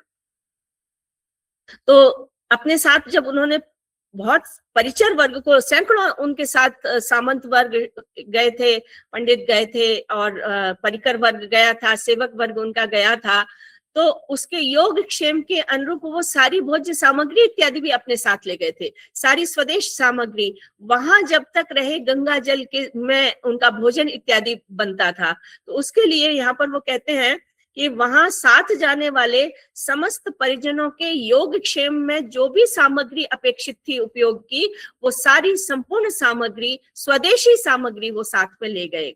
गंगा जल से भोजन का निर्माण होता था, और इस तरह से उन्होंने अपने विदेश यात्रा के प्रवास को उन्होंने व्यतीत किया, और समस्त सामग्री से युक्त होकर विशिष्ट विद्वानों के आदेश के अनुसार उन्होंने अपने त्रैवर्णिक धर्म की रक्षा की, और उसके लिए उन्होंने अनुकूल प्रबंध किया।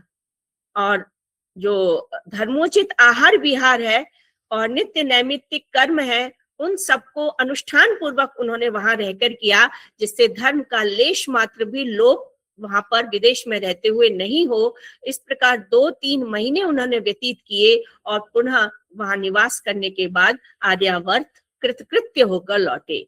वर्तमान पुनरेव स्वदेशम आर्यावर्तम कृतकृत्य प्रत्यावर्तत। यानी अपने देश, जो आर्यावर्त देश है, उस आर्यावर्त में वो लौट आए। कहा तो ये जाता है कि जब वो वापस आ गए तो ये विचार हुआ कि भाई वो पंक्ति पावन अब रह गए या नहीं रह गए। वो उनका आचार विचार जिस प्रकार का वहां रहा होगा, उसके अनुसार वो बहिष्कृत तो नहीं किए जा सकते हैं। और तब प्रत्यंत प्रस्थान मीमांसा लिखकर इस बात का समाधान करने का प्रयास किया गया कि ये यात्रा किसी भी प्रकार से धर्म विरुद्ध नहीं थी। तो वहां लिखते हैं कि सर्वैरपि आर्य धर्म अनुवर्तमानै महाराजाधिराज राजै अन्यश्च त्रैवर्णिक प्रवरै सादरम साभिनंदन च सम्मानितः। जब वो वापस लौट आए तो जयपुर नगर के जो सनातन धर्म के अनुयायी धार्मिक पुरुष थे, त्रैवर्णिक श्रेष्ठ राजा महाराजा आदि से वो सम्मानित हुए, उनका अभिनंदन किया गया, और वो सुखपूर्वक राजमहल में अपने प्रतिष्ठित हुए।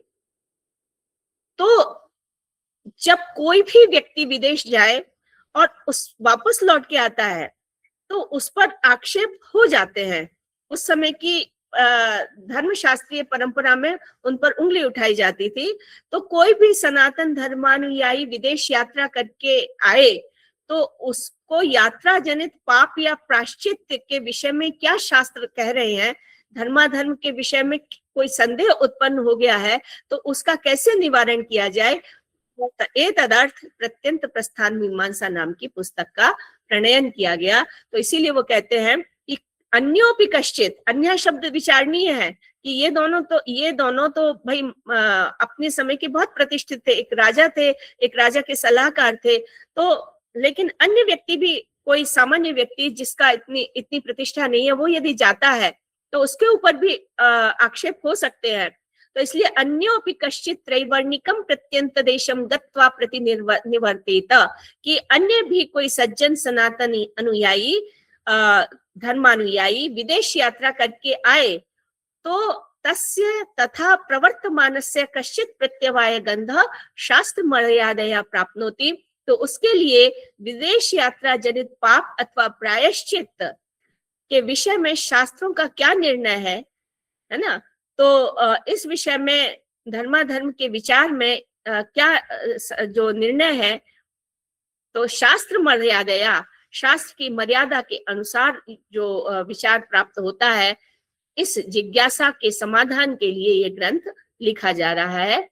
तो ये इनका जो महत्वपूर्ण उद्देश्य है कि जो भी शंकाएं उत्पन्न हो सकती हैं या उत्पन्न होती रही हैं, उनका समाधान प्रत्यंत प्रस्थान मीमांसा के माध्यम से मिल जाए।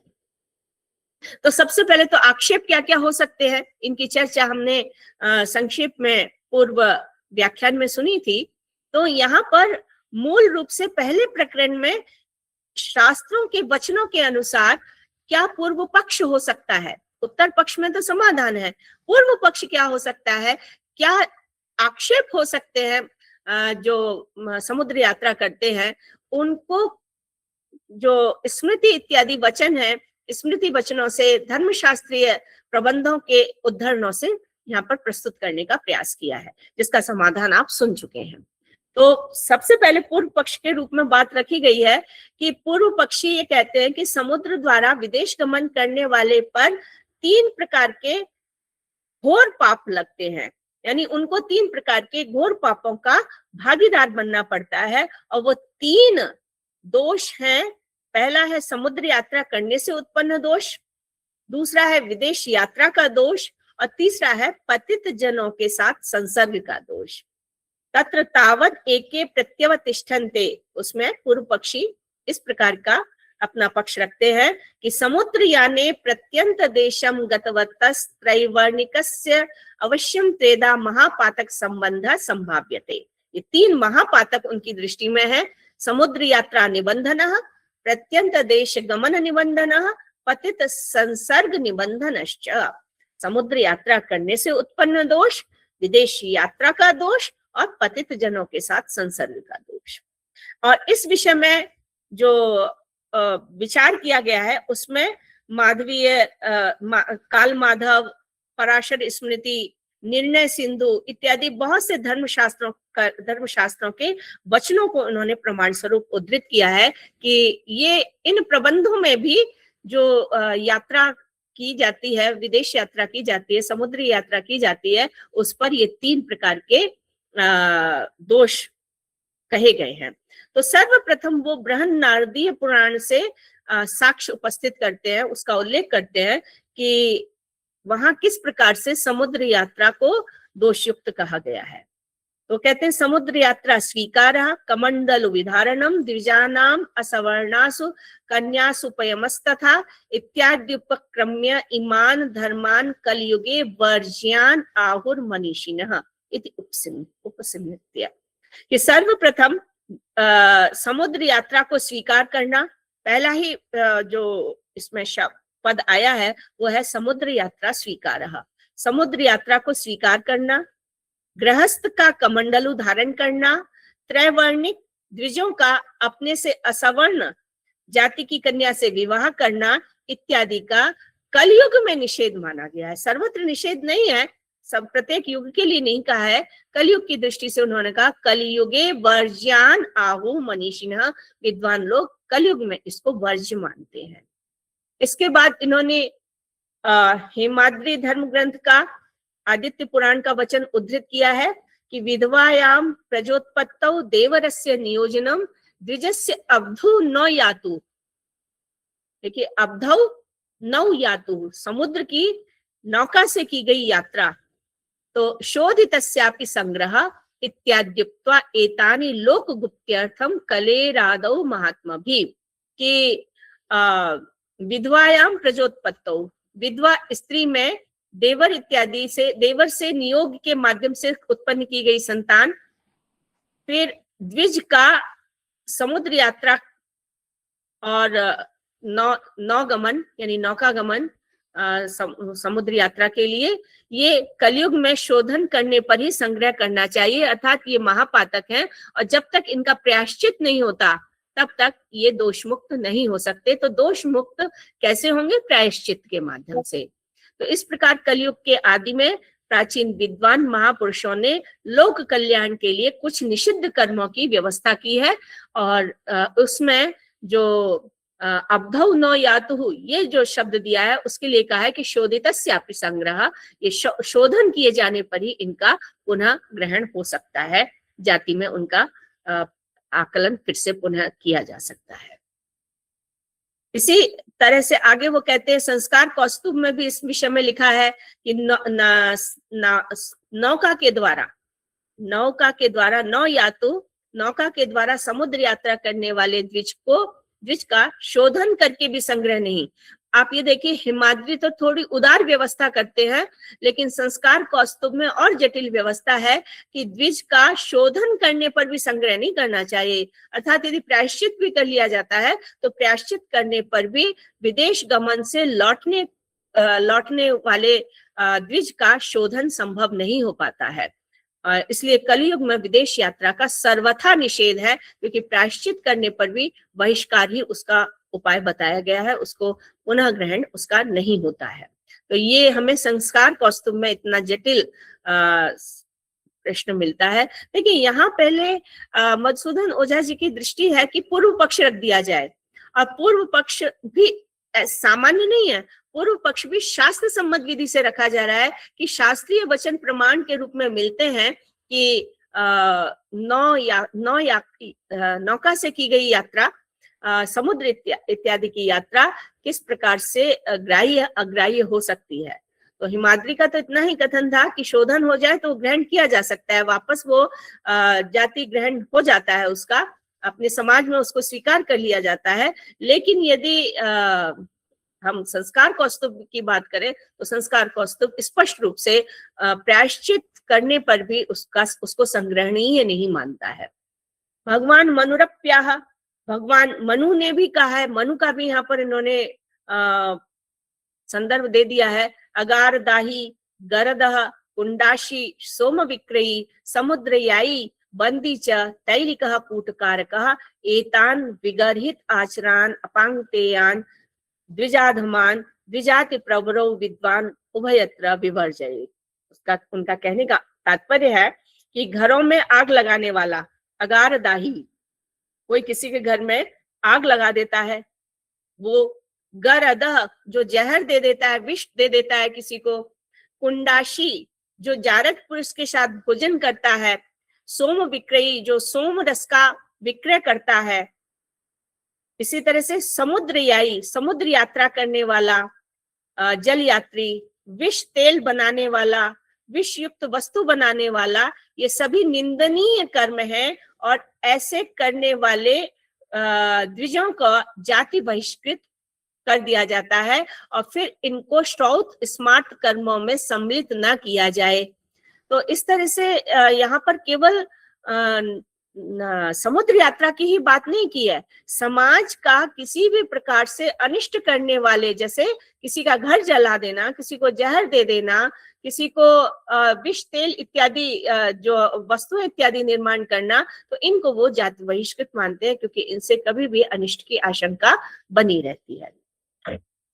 इसके अतिरिक्त आगे भी वो लिखते हैं, शुक्र, शंख, वशिष्ठ और मरीचि आदि के जो स्मृतियां हैं उनके साक्ष्य से उन्होंने अपनी बात लिखी है कि वेद को बेचने वाला, वेद को बेचने से तात्पर्य है पैसा लेकर वेद पढ़ाना इत्यादि, और फिर समुद्र पार यात्रा करने वाला, तथा असमान वर्ण के लोगों को यज्ञ कराने वाले पतित होते हैं, और समुद्र यात्री, कृतघ्नि, मार्ग एवं समय को नष्ट करने वाले, वेद निंदा तथा वेद निंदा करने वाले द्विज को श्राद्ध में भी नहीं बुलाना चाहिए।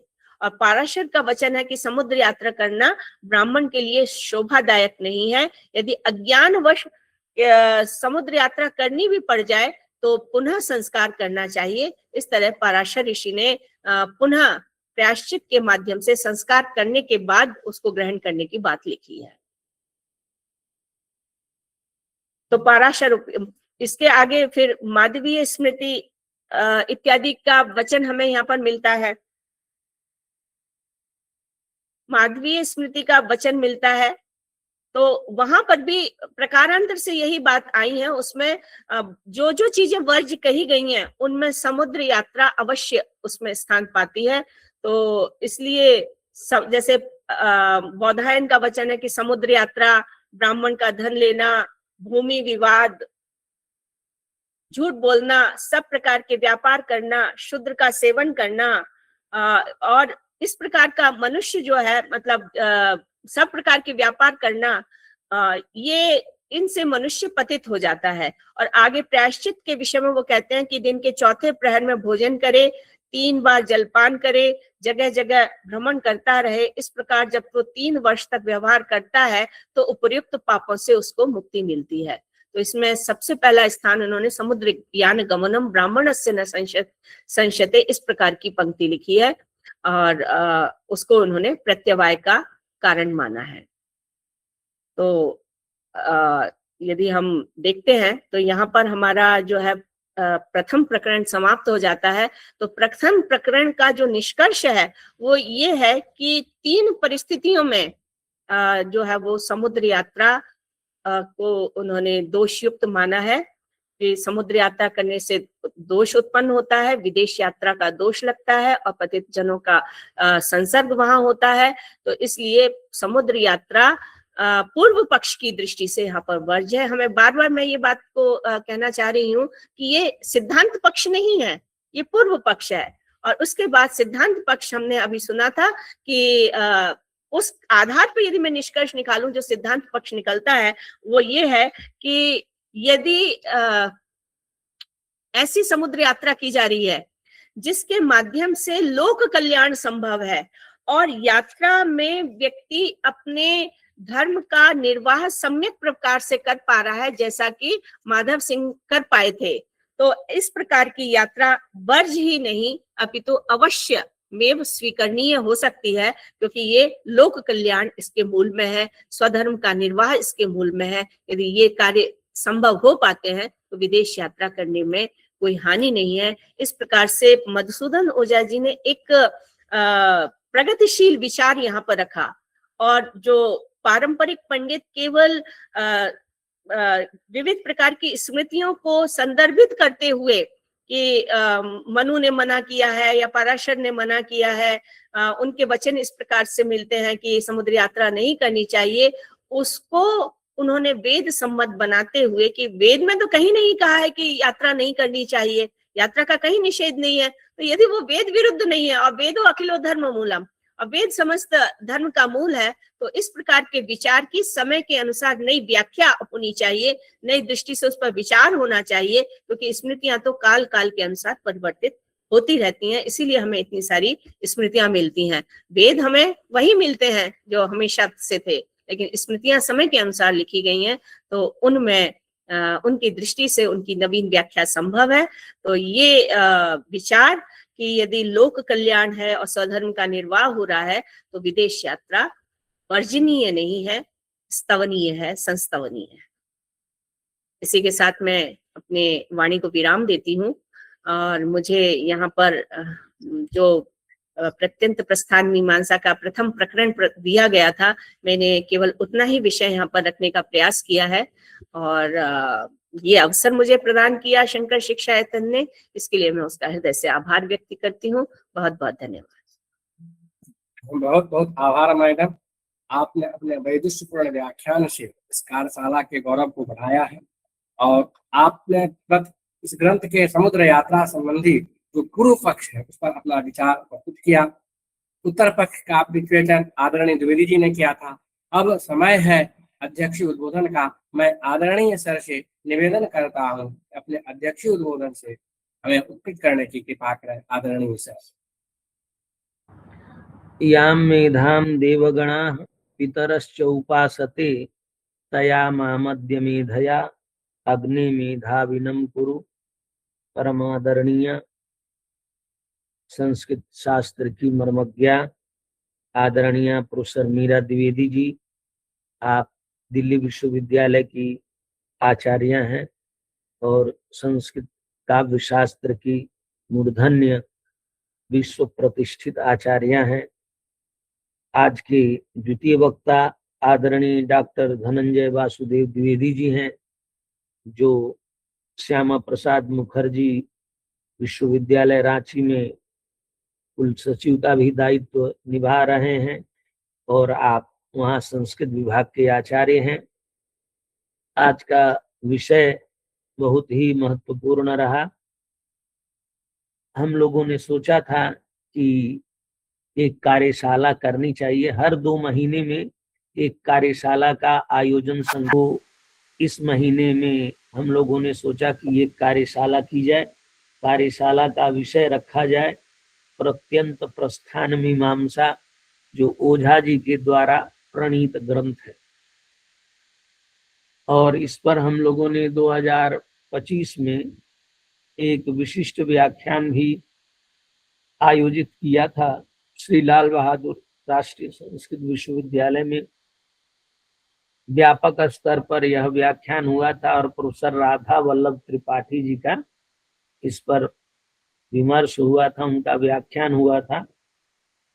यह जो ग्रंथ है, यह ग्रंथ आज के दृष्टि से कोई बहुत ही महत्वपूर्ण नहीं, लेकिन भारत के बौद्धिक इतिहास को जानने के लिए अत्यंत महत्वपूर्ण है। क्योंकि देश के सभी प्रतिष्ठित विद्वान विदेश जाने के लिए सर्वथा उत्सुक रहते। शास्त्रों के मर्मज्ञ आचार्य विद्वान देश विदेश जाते रहते हैं।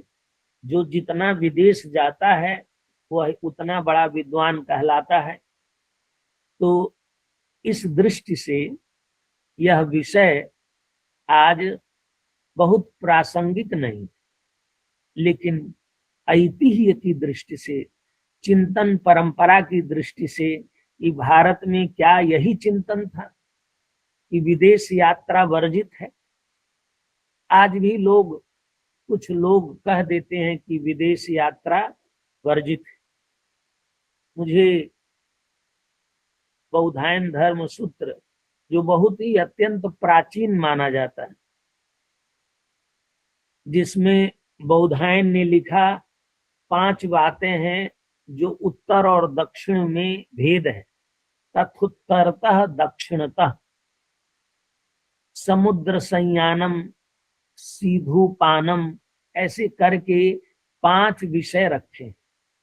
कहे कि ये उत्तर में वर्जित है लेकिन दक्षिण में वर्जित नहीं।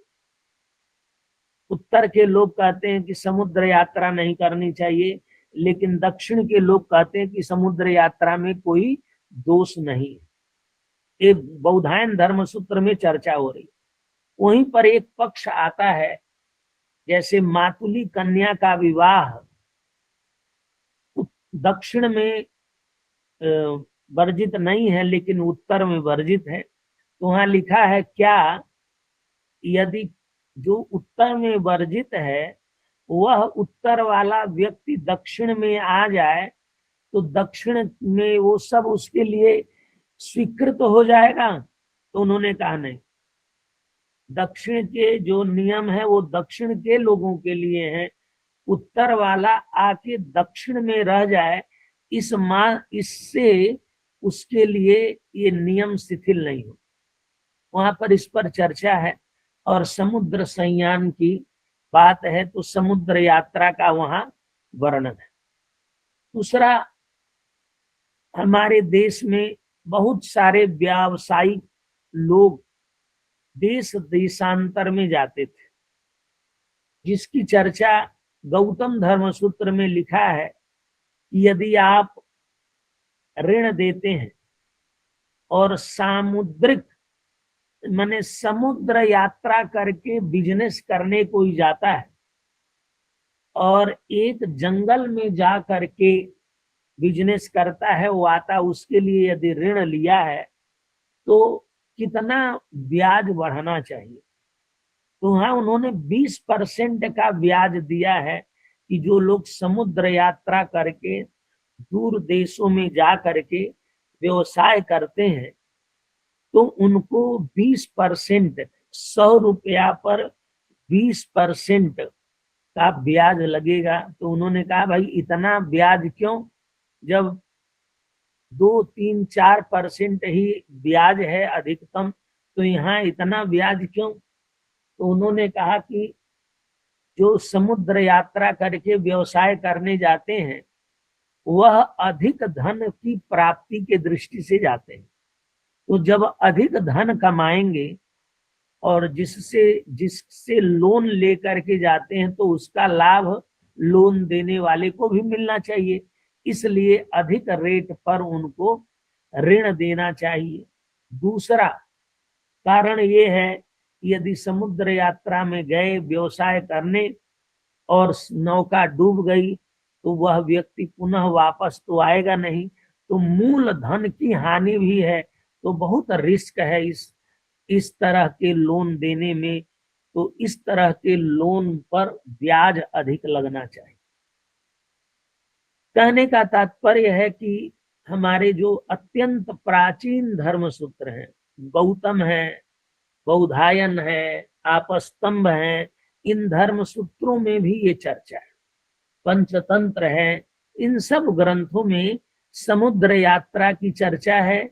और त्रैवर्णिक लोग जाते थे, व्यवसाय करने वाले लोग जाते थे और दूर देशों में जाकर के ज्ञान का प्रचार प्रसार करने का भी हमारे यहाँ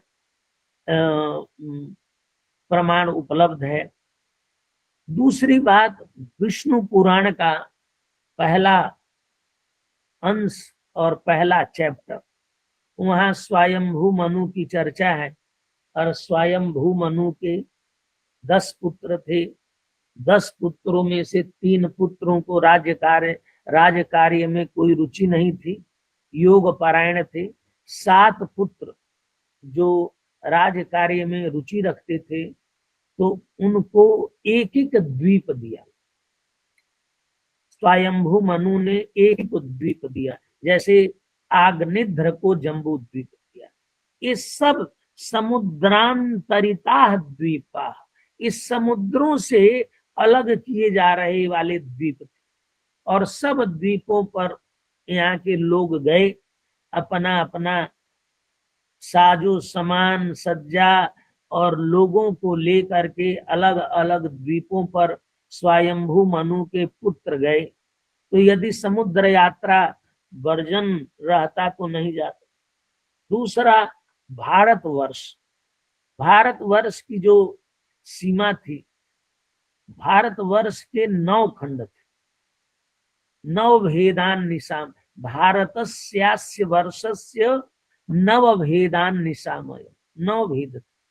और सारे 9 भेद जो थे भारतवर्ष के, वो समुद्रांतरिता द्वीपा थे, सब समुद्र से अलग अलग थे। तो इस प्रकार से जो भारतवर्ष की जो सीमा थी, जम्बू द्वीप की जो सीमा थी, अन्य द्वीपों की सीमा थी, और सब अपना ही देश था। उन द्वीपों में लोग जाते थे, काम करते थे, अध्ययन करते थे, प्रचार करते थे। इतना जरूर कहा विष्णु पुराण ने कि भारत भूमि इतनी महत्वपूर्ण है, भारतवर्ष की कर्म भूमि रियम, ये कर्म भूमि है। अन्यास्तु भोग भूमय, और अन्य भूमियां भोग भूमियां। वहां वहां वर्णाश्रम धर्म नहीं है, लेकिन भारतवर्ष में ये सब स्वी स्वी कर्मण्य भीरतः संसिद्धिम लभते नरः, तो यहाँ वो स्थिति थी। फिर भारतवर्ष के जब 9 भेद हुए, उसमें से एक भेद था भरत खंड। अयम तु नवमो द्वीपः, वो कन्याकुमारी से गंगा या प्रवाहावधि वाला जो था, उसको अयम तु नवमः, ये 9वां खंड था, जिसको आजकल हम लोग इंडिया या साउथ एशिया कहते हैं, जिसमें बांग्लादेश, पाकिस्तान ये सब अलग हो गए। उसको भरत खंड, कुमार खंड या कुमारिका खंड कहते थे। इसमें भी सीमाएं जो हैं ये थोड़ी अलग अलग हो गई। ये बात कहाँ से आ गया कि समुद्र यात्रा करने पर प्रायश्चित करना पड़ेगा? ये सारी स्मृतिकारों ने ये विचार रखे। ये विचार कहाँ से आया? तो जब भारतवर्ष के मनु ने मनुस्मृति में भारतवर्ष के अंतर्गत बहुत सारे ग्रंथ हैं कि कितने भारतवर्ष के अंदर कितने क्षेत्र हैं। 365 प्रमुख क्षेत्रों की चर्चा है। जैसे आजकल हम कहते हैं अंग वंग गुजरात मराठा, ये सारे भारत के क्षेत्र हैं। उसी तरह से आर्यावर्त, दक्षिणावर्त, पश्चिमावर्त, इस सारे क्षेत्रों की चर्चा पुराणों में है, तंत्र ग्रंथों में है, स्मृति ग्रंथों में है। उसी में आर्या यत्र आवर्तन, श्रेष्ठ लोग जहां बार बार आवर्तन करते हैं, माने जैसे कोई एक परिवार में आचार की दृष्टि से अत्यंत श्रेष्ठ, क्योंकि आचार बड़ा महत्वपूर्ण, आचारहीनम न पुनंति वेदा। और इसीलिए धर्मशास्त्र के 3 प्रमुख विषयों में से एक विषय आचार है। और एक परिवार में आचार संपन्न व्यक्ति है, पूरा संध्या वंदन आदि करता है, उसके जनरेशन 3-4 जनरेशन यदि इस प्रकार का आचरण करता है तो वह श्रेष्ठ कुल है, श्रेष्ठ परिवार है। उसी तरह से ऐसे क्षेत्र बन गए जिन क्षेत्रों में आचार की दृष्टि से श्रेष्ठ लोग रहते थे, और वो श्रेष्ठ लोग दूर देशों में यात्रा नहीं करते थे। जैसे कोई चला जाए वंदे भारत नहीं, राजधानी से चेन्नई चला जाए, चेन्नई जा रहा है राजधानी से, तो राजधानी में 24-26 घंटे लगेंगे। तो 24-26 घंटे संध्या, तर्पण, स्नान इत्यादि नहीं हो सकता। तो नहीं हो सकता तो उसका भोजन जलपान जिस तरह से विधान है उस विधान से नहीं हो सकता। तो न करने से, इसीलिए बताया गया कि आपद धर्मों की चर्चा की गई कि ऐसी स्थिति हो तो आप ऐसी मर्यादा में रह सकते हैं। यही बात कि अन्य देशों में जाने पर हम अपने आचरण का पालन नहीं कर सकते, स्नान संध्या इत्यादि का हम अच्छी तरह से परिपालन नहीं कर सकते। इसलिए यदि कोई स्नान नहीं करता है तो अशुद्ध हो जाता, तो इतने कर्म नहीं करेगा तो अशुद्ध होगा ही।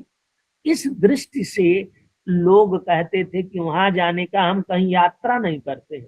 कारण यात्रा इसलिए नहीं करते कि हम अपने नित्य कर्म का परिपालन नहीं कर सकते थे। यह धीरे धीरे समाज में ऐसे हो गया कि समुद्र यात्रा करने से महापाप लगता है। और ये बात ओझा जी उस जमाने में यहाँ तक कहा जाता है, किसी ने बताया था, इतनी व्यवस्था करने के बावजूद माधव सिंह जी एडवर्ड पंचम के राज्याभिषेक कार्यक्रम में उपस्थित नहीं हो सके। कोई ना कोई उसमें कोई कारण कुछ बताया गया, उस कारण से शायद मुझे जहां तक ध्यान है कि उस कारण ये बताया गया कि एक महाराजा दूसरे महाराजा के राज्याभिषेक में शामिल नहीं होता है। इस तरह का कोई उस समय वहां लंदन में जा करके कोई बात प्रस्तुत कर दिया, तो इसके कारण लंदन जा करके भी वहां उपस्थित नहीं हो सके। तो अब स्थिति ये है वर्तमान काल में, छिन्ने मूले नैव शाखा न पत्रम, आजकल तो सब छिन्न मूल हो गया है। कोई अपने नित्य धर्मों का, नित्य कर्मों का परिपालन नहीं करता। ऐसी आप सोचिए, बहुत छोटी सी बात है समुद्र यात्रा की। आज तो हम लोग गौरव के साथ बताते हैं कि हम जो है फला फला देश में संस्कृत के ऊपर, धर्मशास्त्र के ऊपर व्याख्यान करके आ रहे हैं, वहां के लोग जाते हैं, वहां के लोग आते हैं, ये सब हो रहा है। इसी तरह का एक प्रसंग कि देखिए 100 वर्षों में हमारी क्या स्थिति हो गई है, ये हम बता रहे हैं। एक उदाहरण और आपके सामने मैं प्रस्तुत कर रहा हूं, वह उदाहरण काशी का है। काशी में ये बात एनी बेसेंट अंक जो काशी हिंदू विश्वविद्यालय के प्रज्ञा में छपा हुआ है, प्रज्ञा अंक एनी बेसेंट का अंक है, उसमें ये बात छपी हुई है। उसके लेखक हैं सीताराम चतुर्वेदी जी, और सीताराम चतुर्वेदी जी बताते हैं, लिखते हैं उसमें कि जो हिंदू कॉलेज था, एनी बेसेंट ने बनाया था, उस महाविद्यालय, उस स्कूल में अभी भी वो जगह है, वो स्कूल है। तो उस मुख्य द्वार पर प्रतिदिन प्रत्येक विद्यार्थी का एनी बेसेंट स्वागत अभिनंदन करके उनको विद्यालय में प्रवेश कराती थी। और उस विद्यालय के प्रांगण में अच्छी, बहुत सुंदर प्रार्थना होती थी। और उस समय प्रार्थना के समय सब विद्यार्थी एकत्रित होते थे और प्रार्थना के बाद अपने अपने कक्ष में अध्ययन के लिए जाते थे। उसी समय किसी एक विद्यार्थी को किसी अध्यापक ने 2-3 चपेटिका लगा दिया, किसी कारणवश, को भी जो भी कारण हुआ हो। और एनी बेसेंट अपने कक्ष में बैठी थी और वहीं से देख रही थी कि एक अध्यापक ने एक छात्र को चपेटिका लगा दिया। तो फिर उस अध्यापक को उन्होंने बुलाया और बहुत नाराज हुई, और नाराज होने के बाद उन्होंने कहा कि आज आपने एक राम को मार दिया, एक कृष्ण को मार दिया, एक गौतम बुद्ध को मार दिया। इनके कहने का तात्पर्य है कि प्रत्येक छात्र में राम बनने का सामर्थ्य है, गौतम बुद्ध बनने का सामर्थ्य है, महावीर बनने का सामर्थ्य है। आप उस बालक को आपने मार दिया, अब आप अध्यापक बनने योग्य नहीं। उनका एकदम दृढ़ अवधारणा थी कि जो अध्यापक कक्षा में मुस्कुरा नहीं सकता है, जिस दिन हंस नहीं सकता है, प्रसन्नता पूर्वक रह नहीं सकता है, जिस दिन उस दिन उसको विद्यालय नहीं आना चाहिए। गुस्से में और गंभीर चेहरा लेके कक्षा में नहीं जाना चाहिए। मुस्कुराता हुआ चेहरा, करुणा से परिपूर्ण अध्यापक होना चाहिए। तो उन्होंने उनको कहा कि आप अध्यापक बनने योग्य नहीं है, आप 2 काम कर सकते, या तो आप पुलिस की नौकरी कर लीजिए, या तो चाय की दुकान खोल लीजिए। और फुटनोट में सीताराम चतुर्वेदी लिखते हैं कि उस समय काशी में 2 चाय की दुकान थी। एक चाय थी कैंट क्षेत्र में, रेलवे स्टेशन के पीछे कैंट क्षेत्र है, जहां पर सैनिक रहते थे, अंग्रेज सैनिक ज्यादा वहां रहते थे या इंडियन सैनिक रहते थे। तो वहां उस क्षेत्र में एक चाय की दुकान थी जहां अंग्रेज सैनिक आके चाय पीते। और दूसरी चाय की दुकान बनारस में दशाश्वमेध घाट के पास थी, और उस दशाश्वमेध घाट के चाय की दुकान पर बंगाली टोला में रहने वाले बंगाली लोग आके चाय पीते थे। और यदि बनारस का कोई आदमी चाय पीता था तो छुप छुप के पीता था कि कोई देख न ले कि ये चाय पी रहे। 1905 या 4 की ये बात है। और आज देखिए, घर घर कोई ऐसा घर नहीं है जिस घर में चाय न बन रहा हो। तो इस प्रकार से आचार व्यवहार में हमारे जीवन में आमूल चूल परिवर्तन हो गया है, और ये परिवर्तन स्वाभाविक है। धर्मशास्त्रियों ने इस परिवर्तन को स्वीकार किया, लिखा है, अथ समयाचारिकान धर्मान व्याख्यास्याम।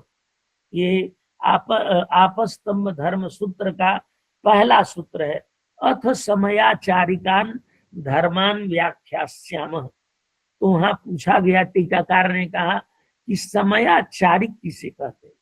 तो उन्होंने कहा समय पौरुषेयी व्यवस्था। समय उसे कहते हैं जो पौरुषेयी व्यवस्था हो, पुरुष निर्मित व्यवस्था। जो हमारे कुल धर्म है, लोक धर्म है, ये सारे पुरुष निर्मित, व्यक्ति निर्मित व्यवस्थाएं। और व्यक्ति निर्मित व्यवस्थाएं सार्वकालिक, सार्वदेशिक, सार्वभौमिक नहीं।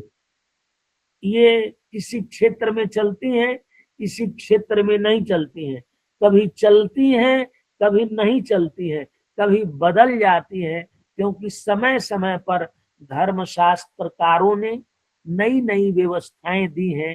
तो इस प्रकार से कुछ ऐसा काल आया था जब हमारी चीजें संकुचित होने लगी, संकोच होने लगा था। हमारे किसी कारणवश, किसी राजनैतिक कारणवश, किसी आर्थिक कारणवश हमारे धार्मिक आचारों में परिवर्तन हो गए। आज देखिए कितना बड़ा परिवर्तन है। जहां पर हम कहते हैं, धर्म मीमांसा में विचार कर रहे थे, यजेत सर्व स्वर्ग कामः, कहा यद्यपि अविशेषेण उक्तम। यहाँ कोई यज्ञ करने का अधिकारी नहीं बताया गया है, सबके प्रति सब लोग यज्ञ कर सकते हैं। यजेत स्वर्ग कामः, यहाँ किसी के लिए कहा नहीं गया है कि कौन यज्ञ कर सकता है, कौन यज्ञ नहीं कर सकता। यद्यपि राजसूयम में कहा गया, राजा राजसूयेन स्वराज्य कामो यजेत, तो राजा राजसूय यज्ञ कर सकता है, न तो क्षत्रिय मात्र। क्षत्रिय मात्र के लिए यज्ञ नहीं है, केवल राजा के लिए यज्ञ है।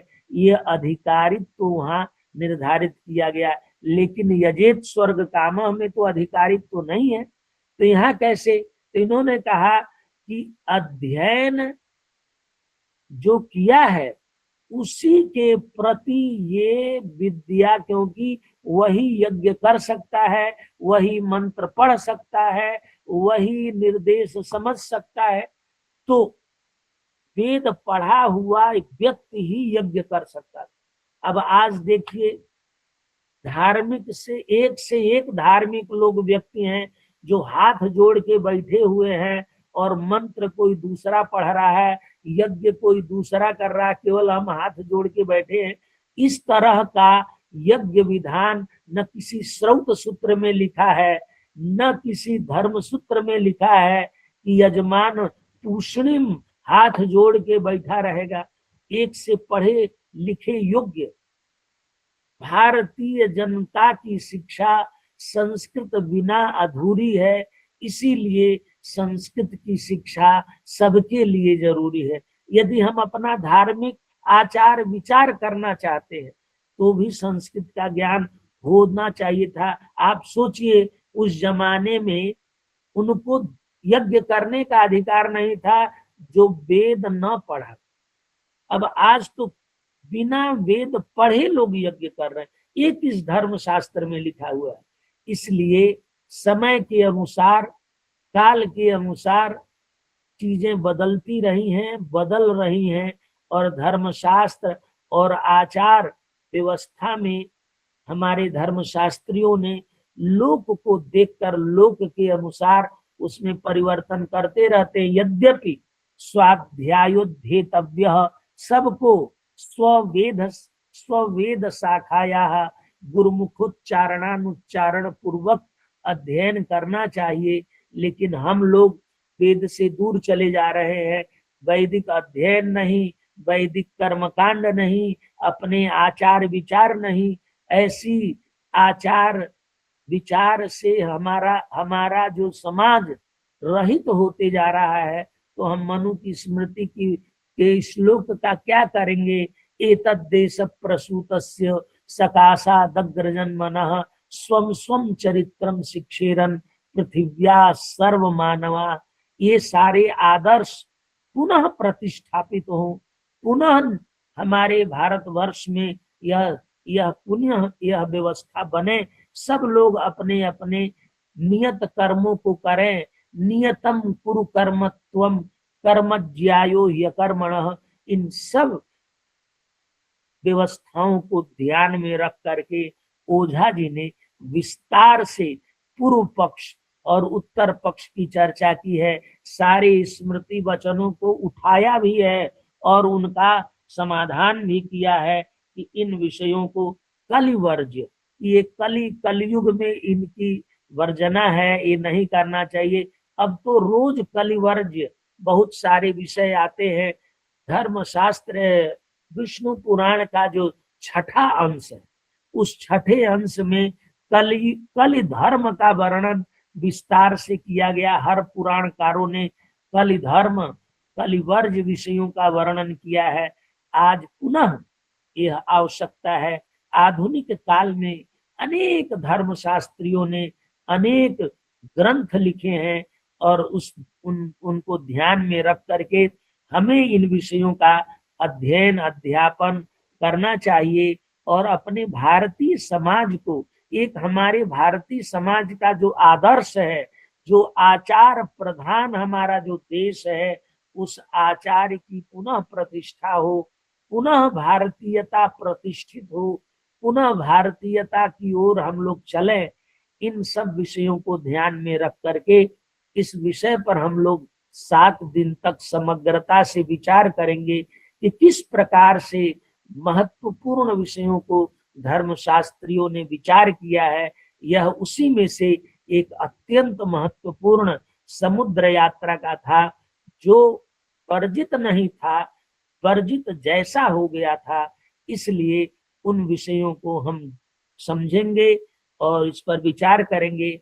आप दोनों विद्वान वक्ता आदरणीय मीरा द्विवेदी जी और दूसरे धनंजय वासुदेव द्विवेदी जी, इन दोनों लोगों के व्याख्यान से हम लोग अत्यंत लाभान्वित हुए हैं और आप लोगों का अनुग्रह है, आदरणीय मैडम का विशेष अनुग्रह है कि जब भी हम लोग आपसे अनुरोध करते हैं, आप अपने व्यस्ततम समय में से समय निकाल करके व्याख्यान करते हैं, हमारा मार्गदर्शन करते हैं।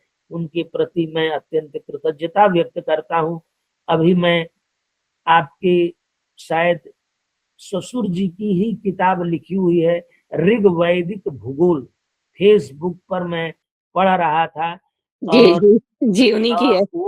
वह ऋग वैदिक भूगोल इतना महत्वपूर्ण ग्रंथ है इन सब कि देखिए ऋग्वेद के समय में हमारा भूगोल कितना बड़ा था। वह ग्रंथ हम प्राप्त करेंगे आपसे, चाहे फोटो कॉपी के रूप में, जिस रूप में कि उस ग्रंथ को पढ़ा जाए कि हमारा भूगोल कितना बड़ा था। हम लोग छोटे होते जा रहे हैं, सीमित होते जा रहे हैं। इस सीमितता को छोड़ना है, हमें विस्तार में यत्र विश्वम भवत्येकनिडम, ये ऋग्वेद का उद्घोष है। उस उद्घोष करने वाले देश में इतना संकोच कैसे हो गया, इस बात को हम लोग समझेंगे। बहुत बहुत धन्यवाद, नमस्कार। आदरणीय मैडम के प्रति सादर प्रणाम एवं आदरणीय धनंजय वासुदेव जी के प्रति अत्यंत कृतज्ञता।